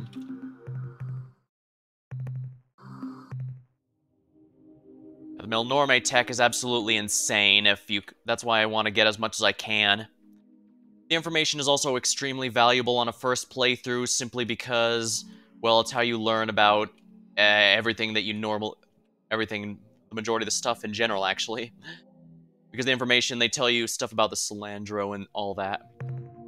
Autoscan, minerals, energy, bio. Ooh, now that's a lot of biological stuff, so let's go ahead and save. This planet is absolutely worth exploiting just for this. Oh my.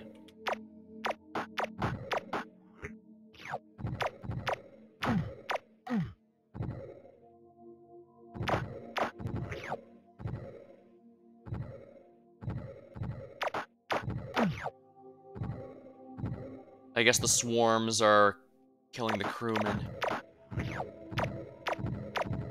Oh, those harpies? Well, there we are.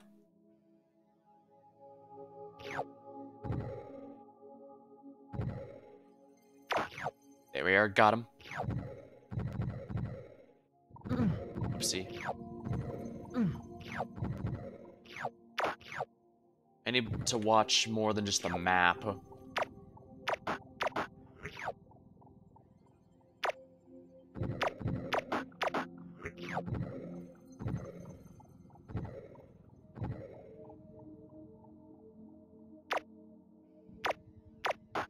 Got him. Slurp, slurp, slurp. And I've officially gained everything of value from this planet. Excellent. We're certainly losing a lot of crew, but we need all this data, all this information. Oh, there's a red planet here I should probably visit.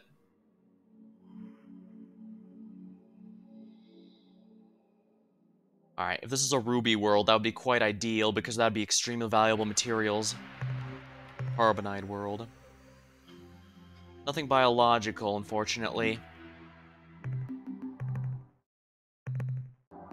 Still, there is some decent raw materials I could gather, and the tectonics are low enough I should dodge them as long as I'm paying attention to the basic map and not following the mini-map.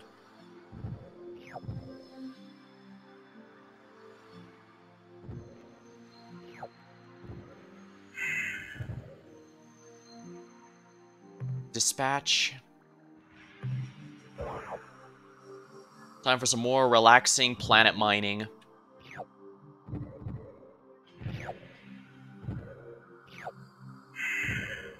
That's probably good enough. Since these are the lowest value, it's not worth my time to get every nook and cranny of them possible.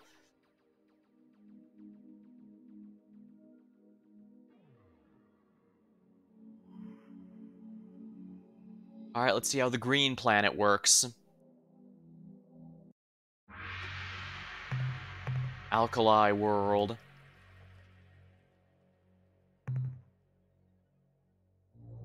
Why not? Tectonics aren't too bad. I should be able to grab a lot of these. Silver materials are a bit more valuable than the blue ones anyways, so... the blue and red ones, so... And there we are.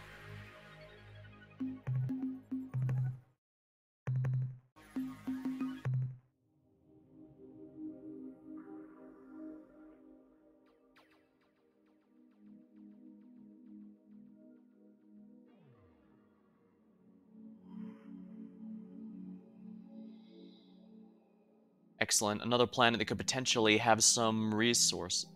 Let's see here. What kind of world is this? Quasi-generate world. Class 6 tectonics. I'll need to play it safe here, but I definitely want these purple materials.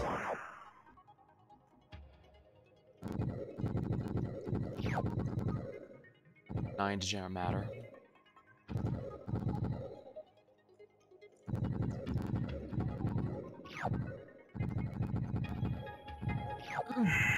I lost a few people, but I got all those valuable pink materials as a result. Now I see. He said it's nearby where... Alpha Pegasi, Beta Pegasi. This must be it, then. So we're gonna go ahead and go here then.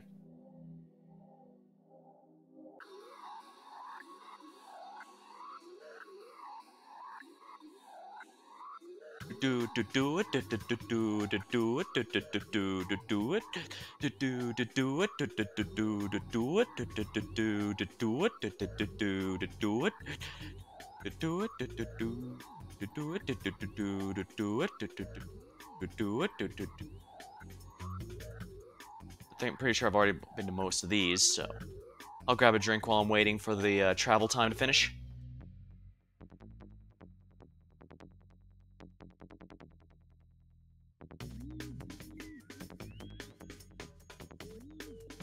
Ah, refreshing.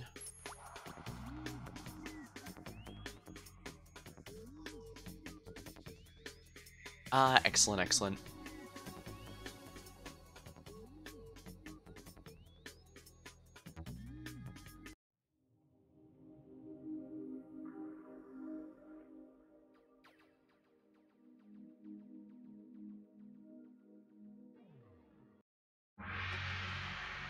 Alright, let's take a look then. Ultramarine world. Okay, looks like this is a relatively safe planet. The Tectonics 3, yeah, they should be rare enough I can easily dodge them.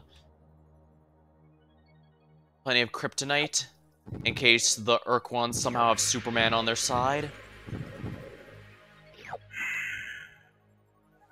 Then again, DC has some ridiculous stuff. Maybe there is a comic where Superman joins forces with the Ur-Quan.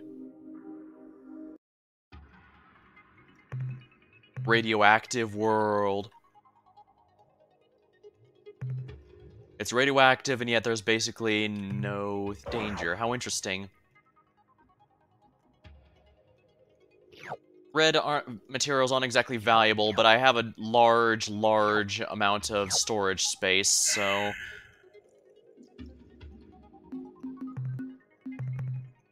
Red are only 2 apiece. Oh no, those are actually the orange ones! Okay, never mind. Okay, yeah, we're absolutely going to be getting every single one of these, since orange is actually extremely valuable. Francium. Radium. Actium. Francium.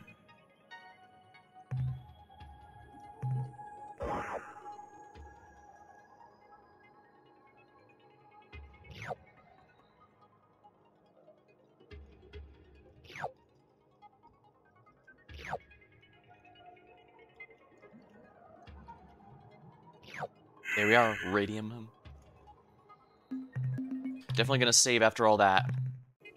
I'm not in heavy need of more resource units now that I've gotten now that I've got the portal spawner to not need nearly as much fuel, but you generally don't want to be caught without supplies, so it's just good in general to have. Holmium, Sherlock Holmium.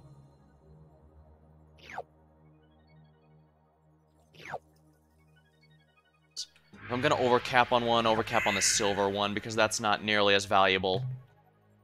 That's what my general take on the situation, anyway. Yum. And hey, less fuel on travel means more fuel I can do on these little planetary excursions for valuables, so... That portal spawner is absolutely gonna be a game changer.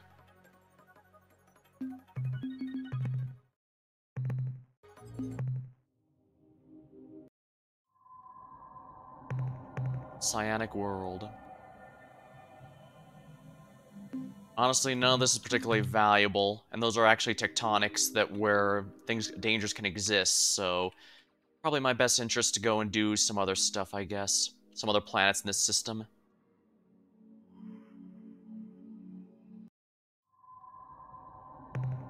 Autoscan, mineral, energy, biological. Wow, there is absolutely nothing of value here. Guess we shall keep looking then.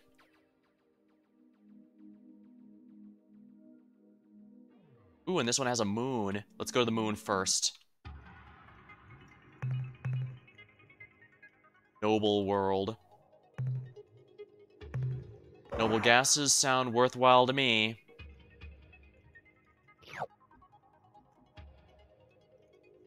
Slurp, slurp.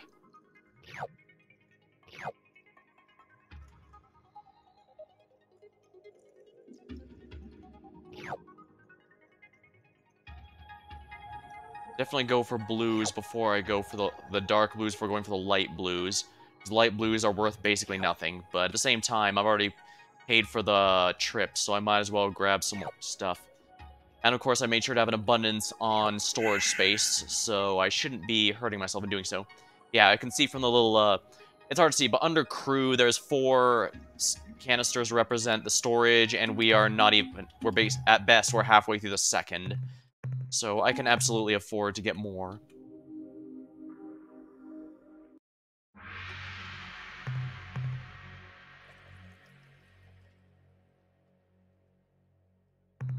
Tectonics 3 is the only thing I need to worry about here. Oh, but there's life forms, even better. Crap, they're eating crew members. Chomp, chomp, chomp, chomp, chomp, chomp.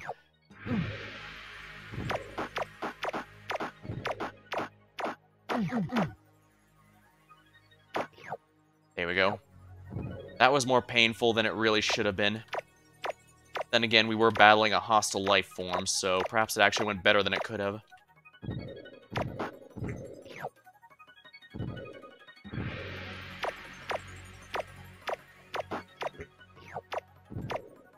Oh, no, you don't. Oops, I accidentally destroyed that.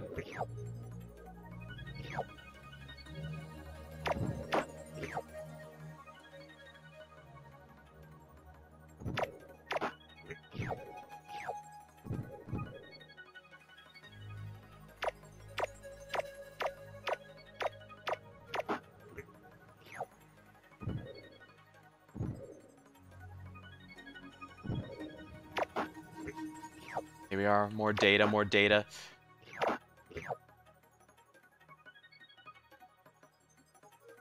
Yeah, the more of this stuff we get, the better. Oh, there's an enemy. Oh, he's running away before going after me. Honestly, you probably made the smart choice trying to run away.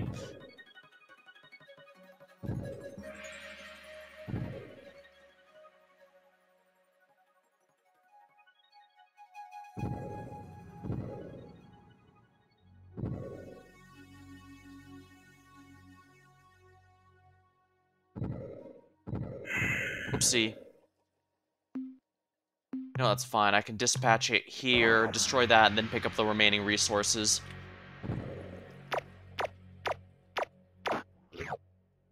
Besides, it's probably better that we replace the crew that were eaten by those creatures.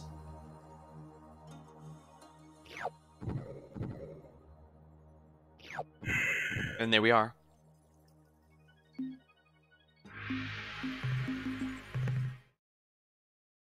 Yep, well over 500 credits worth. It's always nice when there's a decent amount of planets in a system for me to mine for resources. Did I already check this one? I might have. Let's find out. Yeah, it's the one with absolutely nothing, so, yeah, we're just gonna leave. Now, this blue one over here, however... Whoops.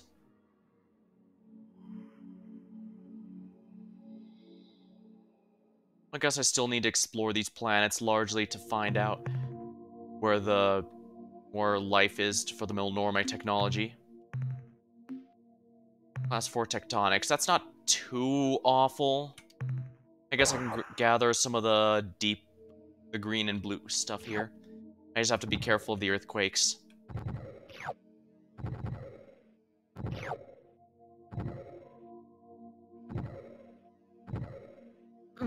Crap. Well, that was embarrassing for me.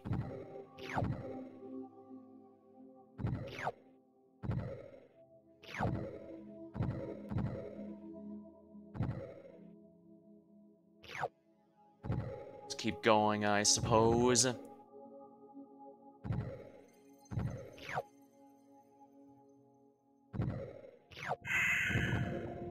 Alright, we gathered a decent amount of additional resources, so let's get out of here and find another planet. Hopefully there's going to be some more with life in this system here. There's a few more. Ooh, I haven't gone to this red one yet. If I'm lucky, this will be a ruby world. If not, it'll still be nice, I think.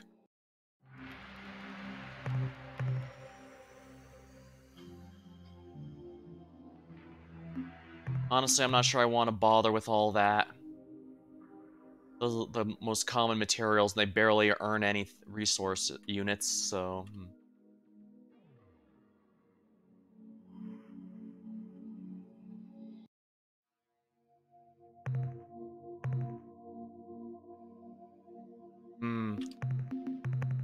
Green is okay, but those tectonics are pretty huge. I think it might not be worth It might not be worth risking crew just for that. Now, one of these is going to be a rainbow world, or it might be the other Pegasi. Because he did say it was one blue star surrounded by another, and both of these, so technically both qualify. Organic world. Ooh, excellent. But those tectonics don't make me feel very confident. The minerals are not any good either, so...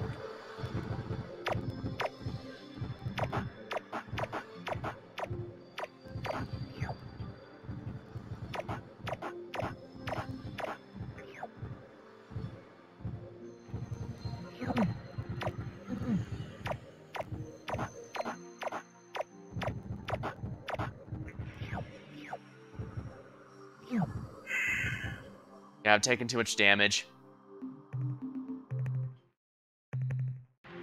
The data is what matters more than anything, especially since I don't have an upper limit on how many of those I can carry, so...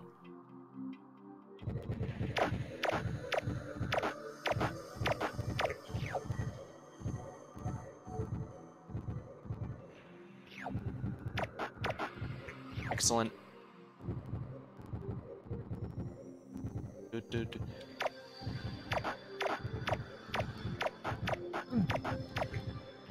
Okay, good. We're getting more and more data.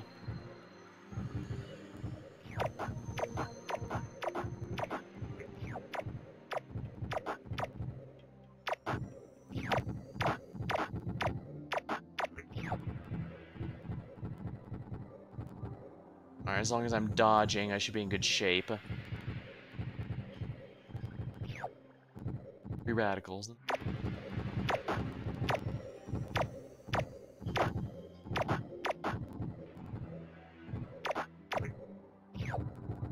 And that's everything of value from this planet.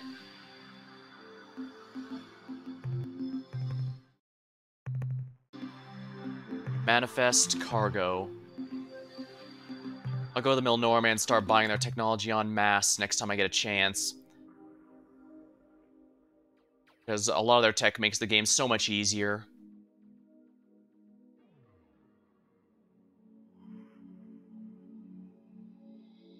Well, I haven't gone to this green world over here, so let's go precisely there. If I'm lucky, this will be an emerald world. If not, Cyanic world. Minerals, nothing valuable. Biological. Yeah, no, this planet does not have anything to offer that I'd like to bother with, so we're going to go to... It wasn't this one, it has to be this one. If it's not Alpha Pegasi, it's in Beta Pegasi.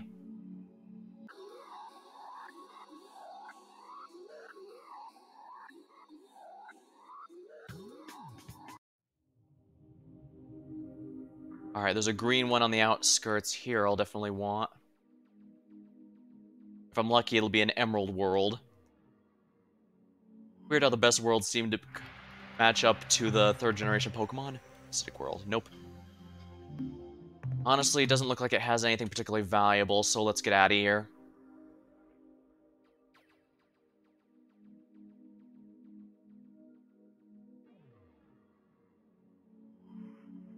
Pale white world, huh? Let's take a look. A closer look. Selenic world. It's a safe world, if we're honest, but I don't really want to bother, honestly. Like, I know we have more than enough storage. Maybe I should. I have more than enough fuel and more than enough storage, and resource units will never become less valuable, if we're blunt here. I'll just grab a handful here at the very least.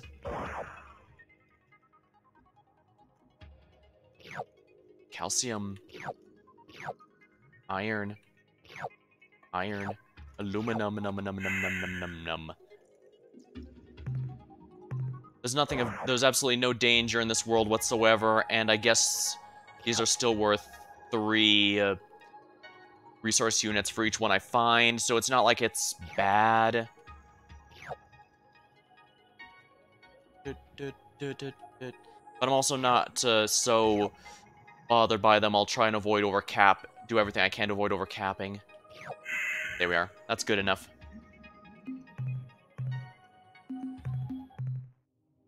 Alright, here we go. Next world.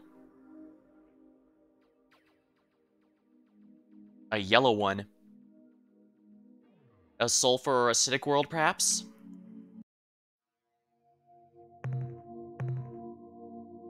Auric world. This is completely free of danger and has a lot of gold, therefore I find it worth plundering.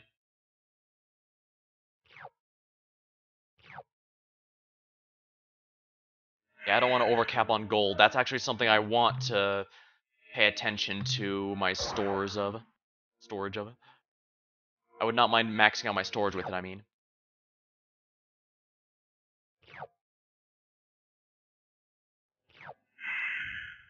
I probably overcapped a little there, but not a big deal. It couldn't have been by too many, I mean. Again, I couldn't have overcapped by too many if I did by accident.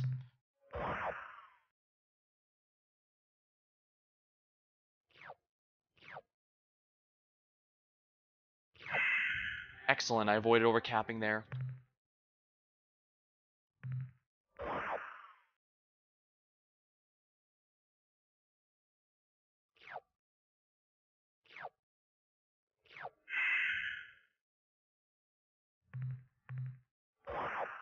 I don't mind if I overcap this one because I've gotten a huge score from this.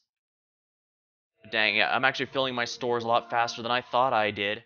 Although I guess to be fair, I've also been going to quite a few different planets already, so it's not like I haven't been doing quite a few productive things. Okay, I officially got all of it.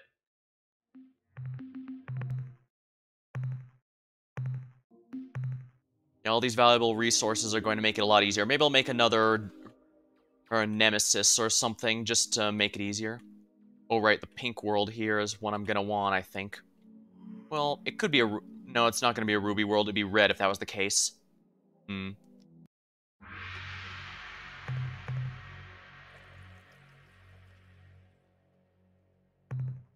Trick world. I guess this is fine. Tectonics 4 means I just need to pay attention. I should be able to do this functionally without casualty.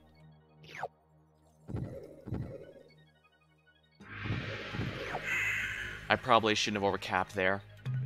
But whatever, I only care about the green ones. When I cap this time around, I don't care if there's any more silver left. I'm not going to go out of my way to get them. I'm not going to get the last one. I'm just going to overcap here and leave.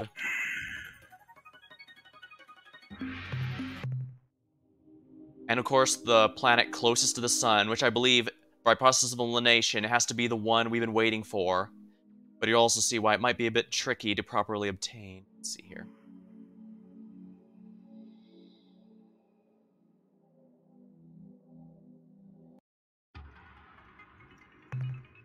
Rainbow World. Material scan. Energy scan. Bioscan. Huh. I genuinely thought could swear these had much more valuable resources, although I guess that's probably... It's probably orange and not red, because those actually are worth the effort to try and get, but... Well, as you can see, it's gonna... 600 degrees Celsius. There's gonna be fire everywhere.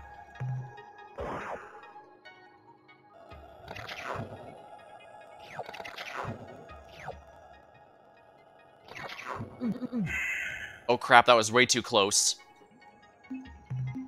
Still, we have to save this. But yeah, I definitely want as many of these babies as I can get, because if they're orange... Well, I should have checked if they were red or orange. Lord. Crap.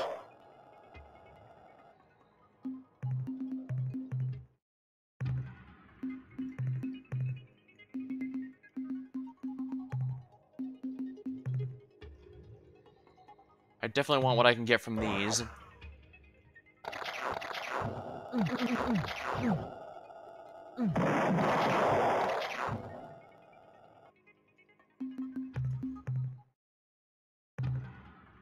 Actually, remind me, manifest? Okay, yeah, those are indeed orange resources, not, Yeah, those are actually orange resources and not red, which means they're extremely valuable and I want them. Although this planet's such a pain in the ass, I might just grab what I can and run.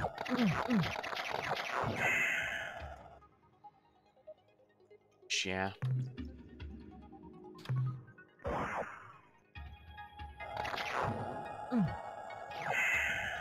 Acnium.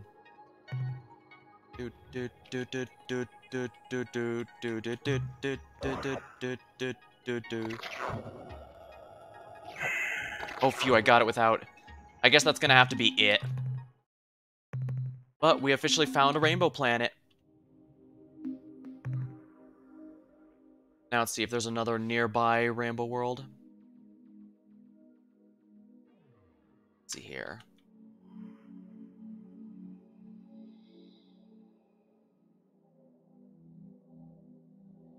The Arilu.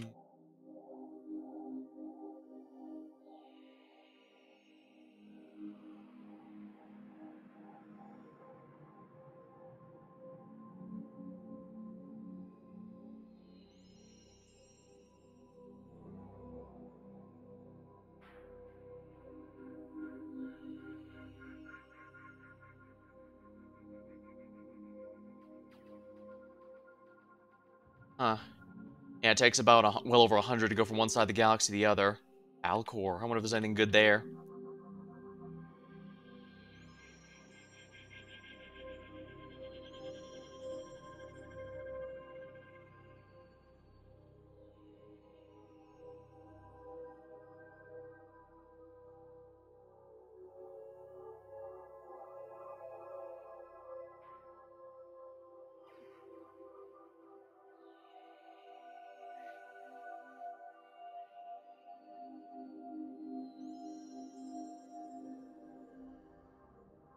Bridge. There's one over there.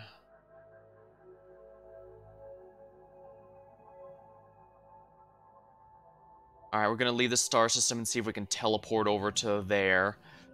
Because we have plenty of fuel, no reason not to use it, right?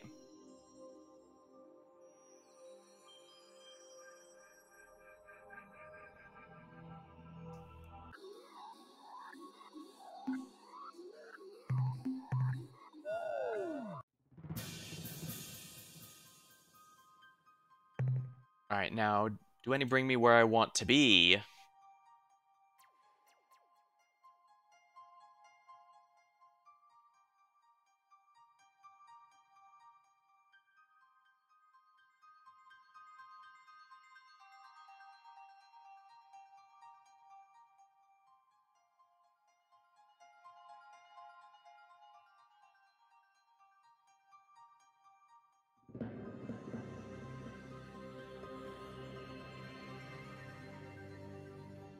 Well, let me think a bit. I could,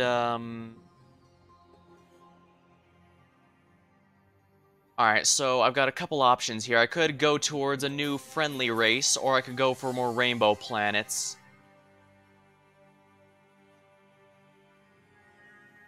Also, I think I should find the new race, because I think we could use another friendly face. We've met the Arilu and the Lilandro here, but unfortunately...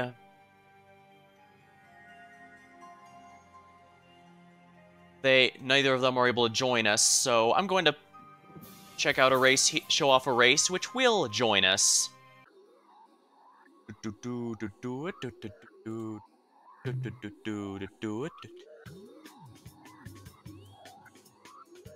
Now, where's this homeworld I want to go to?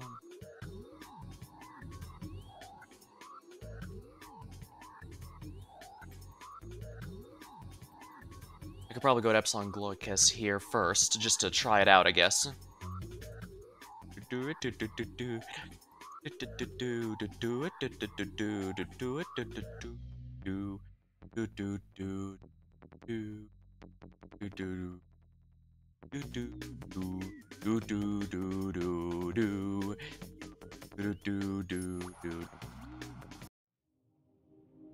A Solandro probe.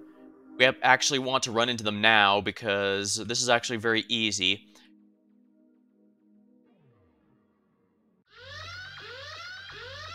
Now we can fight them, or... Verse. We are not hostile and seek to establish threat. What's... Transmit destruct Engaging sequence. self-destruction circuitry. Excellent, Yep, we don't even have to fight anymore. We can just salvage the debris. Now, let's take a look at this world. Oh! There's another probe here. Well, that's another free 550 resource units. We wish to learn more about you. Please transmit data. Transmit destruct sequence. Engaging self-destruction circuitry.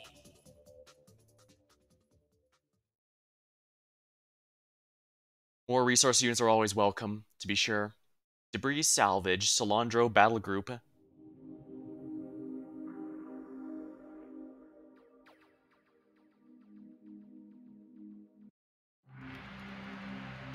Scan, Oolite world.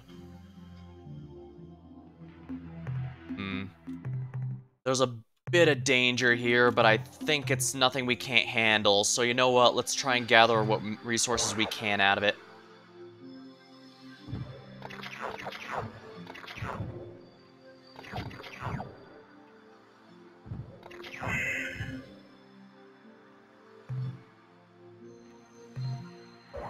Alright, we'll go ahead and grab all these resources.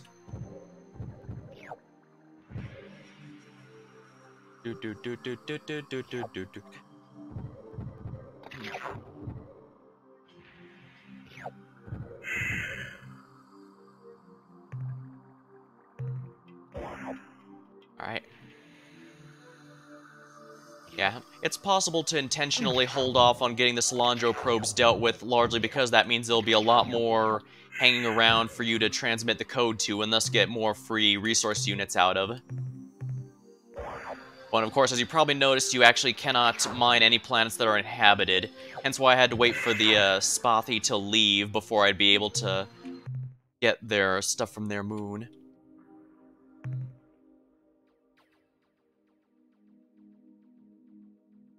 Now, I do have to be careful here, because the Ilrath can and will fight me while I'm here. But if I do, I'll use the Or's Nemesis to destroy them. Yeah, there's something here, absolutely. Do it.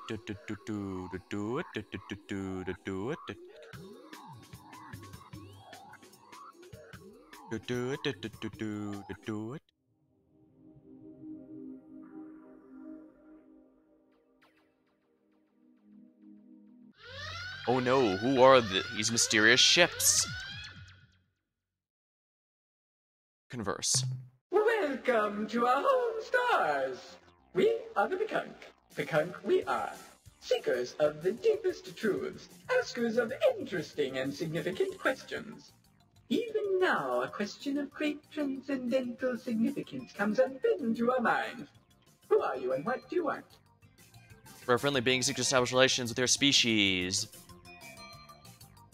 Although we Bekunk have no rank, no pecking order, no arbitrary scheme of dominance, we do recognize that some of the souls in that universe have lived many lives, while others are but spiritual chickadees. I, Captain, have lived 38 lives, a vulture paltry number compared to those wise and ancient souls who guide our race. You must consult them, Captain. They will help you to understand yourself, and in doing so, understand others, who in turn may or may not understand other things. Seek those wise birds at our home world, at Gamma Kruger 1. They have all the answers. We're dedicated to finding Ur-Quan. See the wise ones at our home world, Captain. Go to Gamma Kruger for your answers. Interesting, the Lilandro seem to be very long-lived. These guys, they don't seem to be especially long-lived, but they do seem to have a spiritual secret. Vague omens and mysterious secret of truth and lightness. Tangled webs of fate, intertwined with the branches of destiny, blown by the capricious winds of happenstance.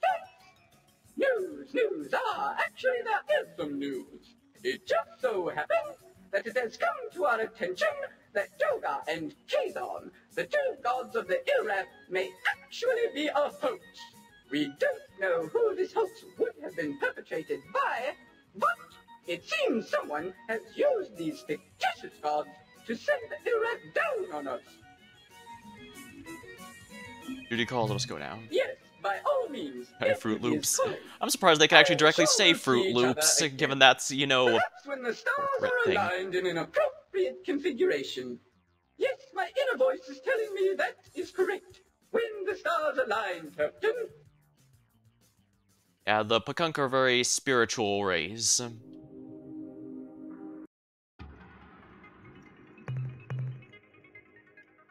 Mineral scan, tectonics, huh? Dispatch, it may be worth dispatching. Tectonics, there we are.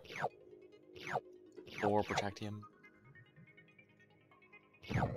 I probably overcapped there, but it's fine. We're starting to run low on space, so I can't stick around here too much longer. But yeah, the Pakunk are currently at war with the Ilrath.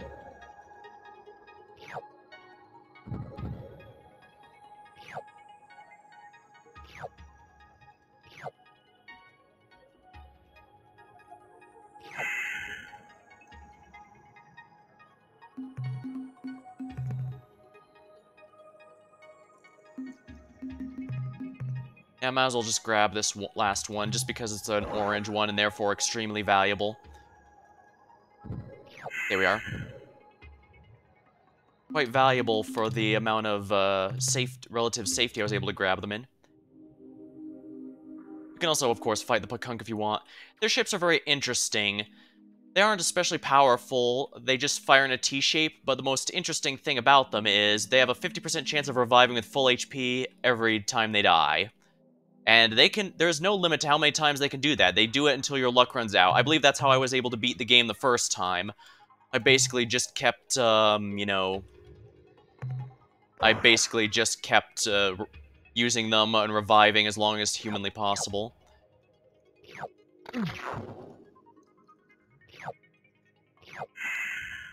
Now, were those red or orange?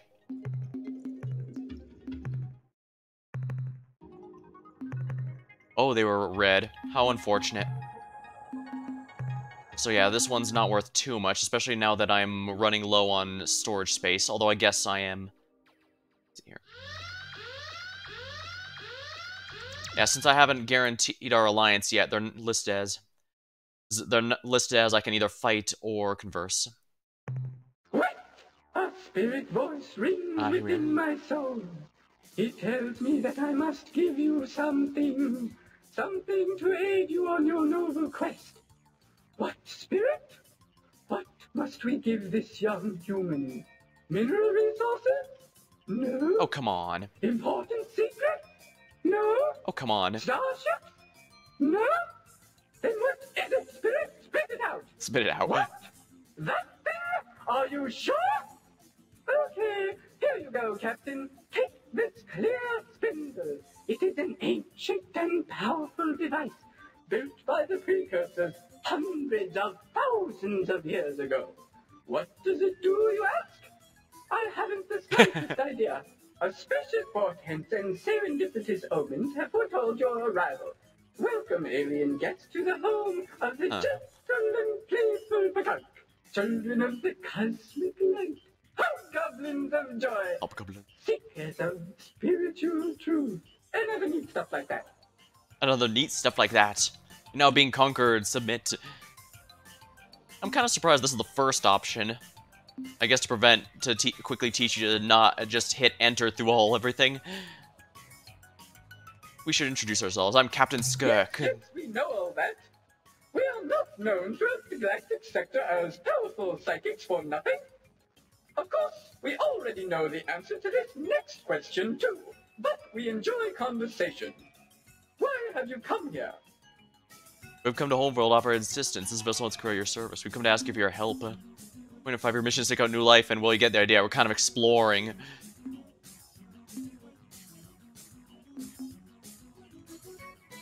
I sense a deeper reason, a deeper conflict. Will to go, we know, will you get the idea. We're kind of exploring.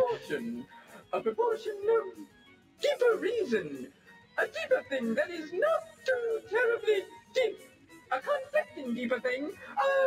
I'm not really sure what I sense. Are you sure there isn't something you want to say to me? Let's take the baby out for a little cruise and look at where we ended up. Ask for help. The fight, always the fight. We Pakunk are yin and you are yang. I suppose the problem is that the Ur-Quan are a little more yang than you are. Well, be that as it may, we are sympathetic to your concerns. We were not always the mystical, aloof, and yet caring, enlightened beings that we are now. If need be, we can still kick some serious butt. Let us unite and form an alliance. We will provide you with all of the crew, ships, and resources you desire. We will give you... Wait! I sense that you are offended by our crass material offer. Yes, I am ashamed. Any warmongering species could offer this. We are the Pakunk, children of the stellar breeze. We shall give you what all others could not, the greatest of gifts. We shall give you our love. Ah, you are speechless. Do not talk now. I can feel the energy connecting us. Okay. Let us part while the silence remains. Farewell. But wait, before we go, as a small token of our love, not as a material gift, mind you, we give you 4 of our meager ships, fully crewed. Good luck. I believe the rest are converted into resource units.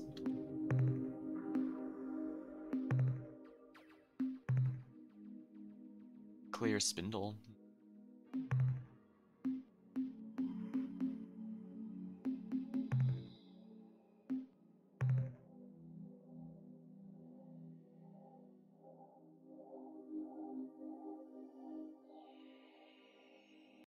Before we proceed, Captain, I must speak. Oh, something else to say? Many of my people have not been sleeping well these past few nights.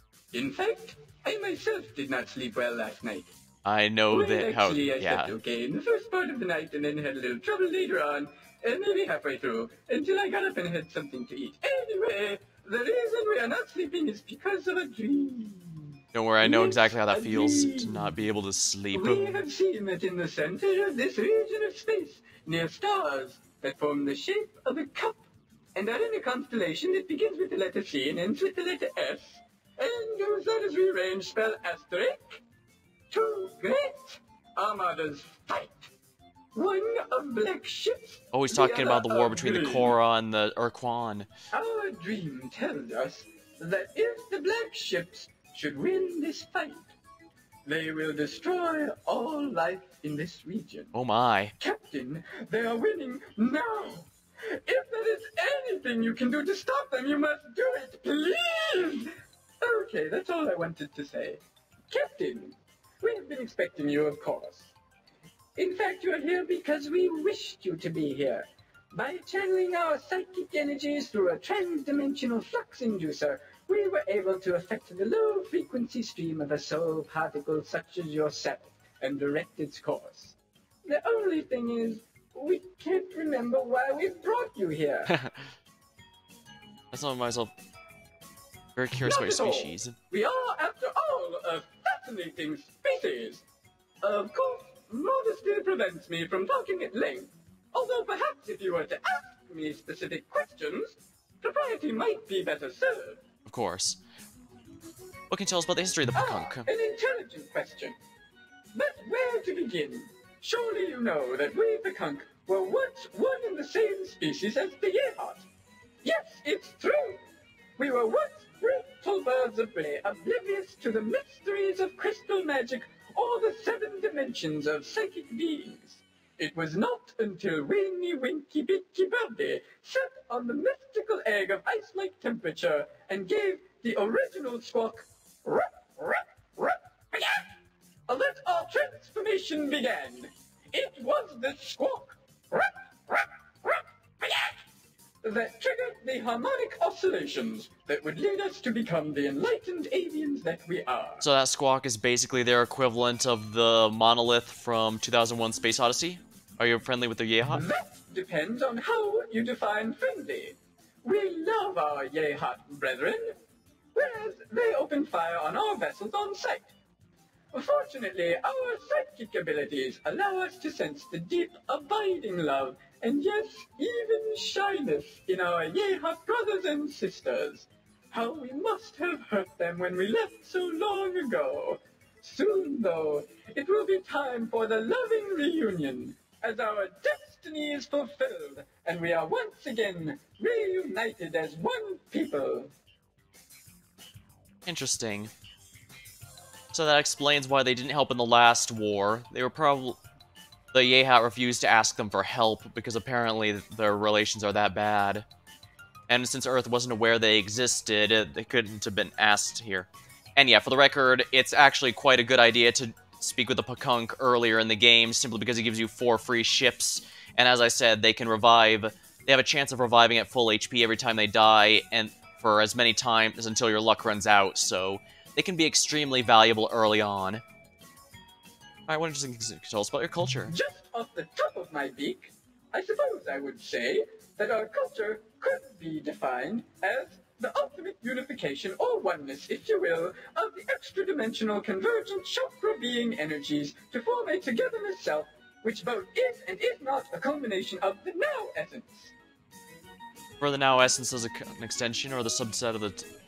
Do you refer to the new essence as an extension of the cosmic whole, or as a subset of the totality of oneness? Excellent question. The answer is in itself an answer containing the explanation you seek, and more. Let me say, the revelation includes the mysteries of pyramid power, which is merely a subset of the greater and more general pointy power. UFOs and FOs are significant, but their role should not be overplayed. I'm sorry, but I can be no more specific than that. Is it true you can really see in the future? Yes, it's wait! A vision comes upon me. A shining light. A crack in the egg. A swirling vortex. A tunnel. I see my past lives. Your past lives. More shining light. Ah, there it is now, the future. It's coming in clearer. Yes, I see tears. Tears of joy. They are coming from our Yehat brothers and sisters, who welcome us back to the nest, wings outstretched, beaks stuffed with grubs. Soon we shall return. Soon. Oh, look at the time. Yes, you are right. I should be careful not to overwhelm you with my psychic intensities. Perhaps we could talk about something less overwhelming, albeit less interesting. I'm asking you a few things about the Why should we mind? We bear the spidery creatures no ill will. Without darkness, there is no light. Without death, there is no birth. And thanks to the Ur-Rat, there's lots of birth. Mm-hmm. They seem, it's just my impression, but they seem rather hostile. Why is that? We have delved most deeply into the dark and greasy heart of the Ur-Rat. And what do you suppose we found there? Well, we found a torpid, vile, malign, odious, spiteful spirit. Right, no surprises there. No surprises there. What did surprise us, though, was what we saw when we regressed into the past lives. It turns out that in their last lives, the Ur-Wrath were all shining beings of pure light and blissful love. They had reached the pinnacle of spiritual evolution and could go no further. They were perfection. And then, somehow, they got just a tiny bit better, and wham! They were all of a sudden totally evil. Wouldn't you know it? Get too perfect and you wrap right around to evil. That's why we Pekunks strive to be perfect, but always do little bad and annoying things to keep from ending up like the Ur-Wrath. Interesting thing about Pekunk ships, since they actually don't regenerate batteries by waiting like every other ship in the game. Instead, they have to use their special ability, which is just to insult people. Insult the enemy, which recharges them. When was they start attacking you? Well, that's easy. It was exactly 27,000 rotations of the 7th planet in the House of Plantifam. Before the first alignment of the auspicious constellation of Bis, with the heavenly body of Shamlasul, which was really only a partial alignment. I guess you would say 8 years ago. So this war's been going on for a while. How are you faring in the fight against them? Calculated that at our present rate of attrition, we will exist only on the spiritual plane in a matter of a year or so. So he's losing. Of course, they're losing. The physical realm does hold a certain coarse attraction, a material quaintness, if you will. We will be somewhat disappointed to have to leave it. Is there any way to stop the Ur-Wrath? An interesting question. The answer would be yes. If some benign and loving, yet incredibly destructive and powerful force were to simultaneously rip off all of their legs and drop their putrid egg sacs into steaming pools of molten metal, that would have the desired result of ending the conflict. But I jest. Of course, I bear the Ur-Wrath no ill will. How could I, when I'm filled only with love? Well, I suppose, like you said, they didn't, like, they need to keep, from going too perfect to avoid the real-life equivalent of an overflow, I guess. Yes, you're right. Why dwell on the heinous Ur-Wrath when we could speak of flowers, rainbows, fairies, and crystal magic? How'd you know I was a fey creature? For example, that there is an invisible fairy spirit at this moment sitting on your head and making humorous faces at me? The mysteries of the universe. Try to understand them, but can you? No, they're mysteries. Yeah, fey creatures work on an entirely different set of standards than mortals. Farewell, kind human. Return soon.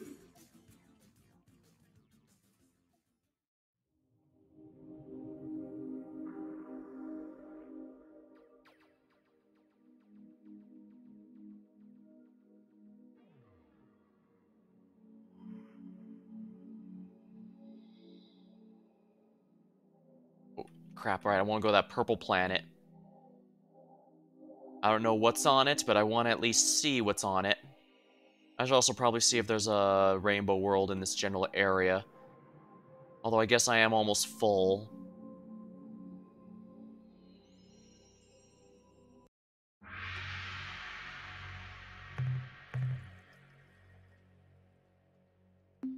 Not a particularly interesting planet. Alright, star map. Let me see if there's a rainbow world near here. Not really.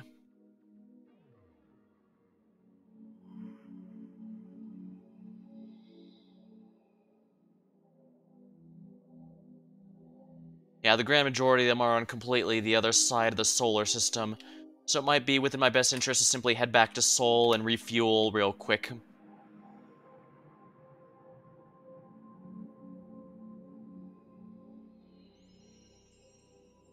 Yeah, the Pekunk are a fun race, and like I said, their ships absolutely carried me a while, so... I do have to be careful. In here, you can run to... Oh. Yeah, the Pekunk are here. As you can see, they're overlapping with the Ur-Wrath, but the Ur-Wrath are winning. But I have to be careful, the Ur-Wrath might interrupt me here.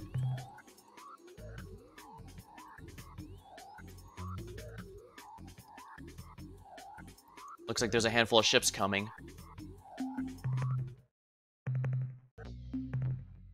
Alright, if these are, I want to let these catch up with me, because if they are, in fact, probes, I want to detonate them. Because they do not have... Okay, the fact those vanished means they might have been Ilrath or Pakunk. Oh my. What? Can I believe my sensory cluster? I sense humans. I dance with joy for our good fortune. The human dies with such agony that it cannot help but please Dogar and Kazan. Take pity upon you. Go now, change our minds. Your doom will slay by the thousands. We state that I'll achieve your mission. Puny human, you make me chitter with amusement. By the will of the mighty Dogar and Kazan, I am here to make you die, die, die. Impressive, but will you actually be able to succeed? That'll be interesting.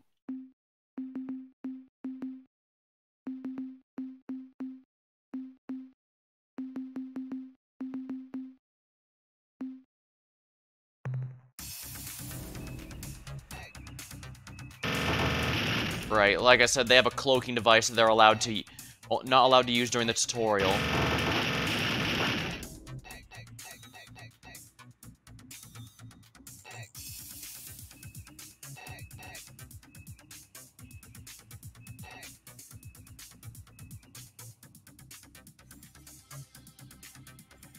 Oh no.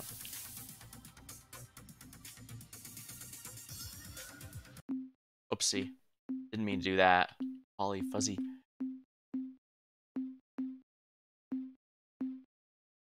Remember an interesting accent that, kind of?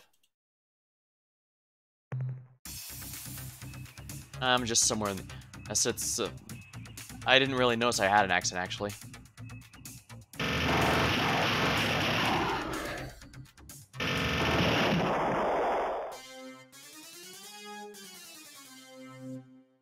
Yeah, the Ilrath are a pain in the ass with the cloaking device here. Not exactly an accent.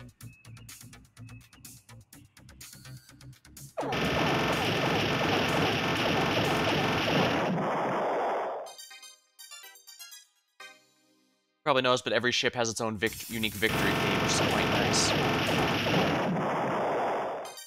Pulling some letters? Really? Well, I guess it's something that's not noticed too much.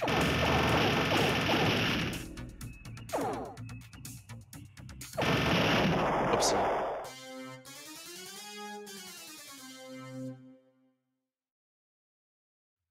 That's fine.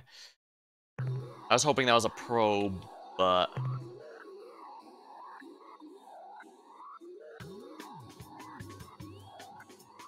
Crap, I need to outrun that one. Oh yeah, I'm outrunning him just fine.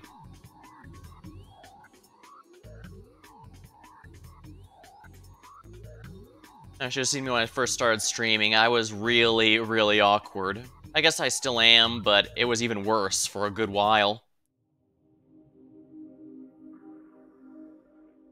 I guess it's always different between speaking in person and just speaking on stream, I guess. I need to make it more sound more natural, I suppose. For now, we need to offload all these resources. Ah, Captain, I'm glad you're back. Yeah, the analysis reads as follows. Subject, clear spindle device. Data, the object in question has no clear use or means of activation, but does really have superconductive characteristics between 18 and 22 degrees centigrade. We suspect that it is a precursor manufacturer, but we cannot be certain without extended study. Yeah.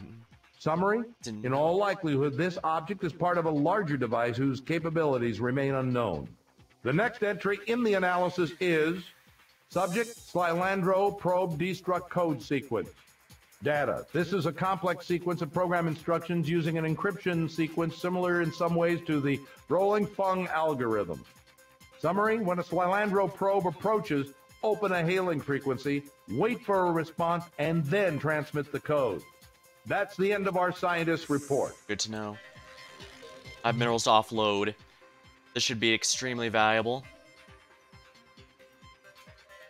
More fuel for the fire, eh, Captain? That last load should keep it blazing. Goodbye, Captain. Outfit Starship.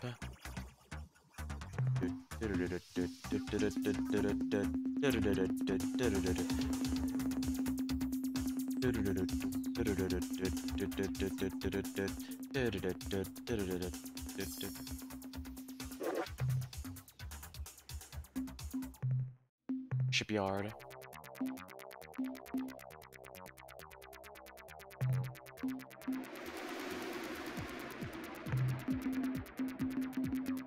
Scrap him.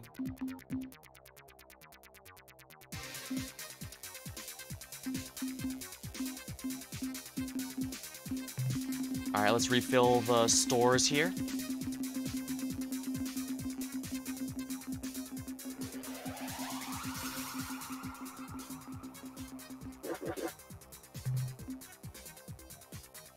Which of these ships do I want to keep, I guess?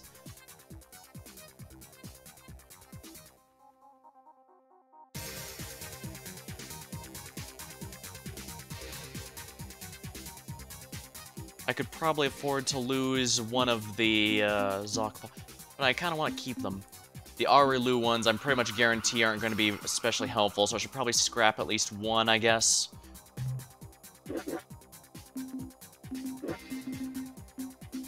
Yeah, they're worth a lot if you scrap them.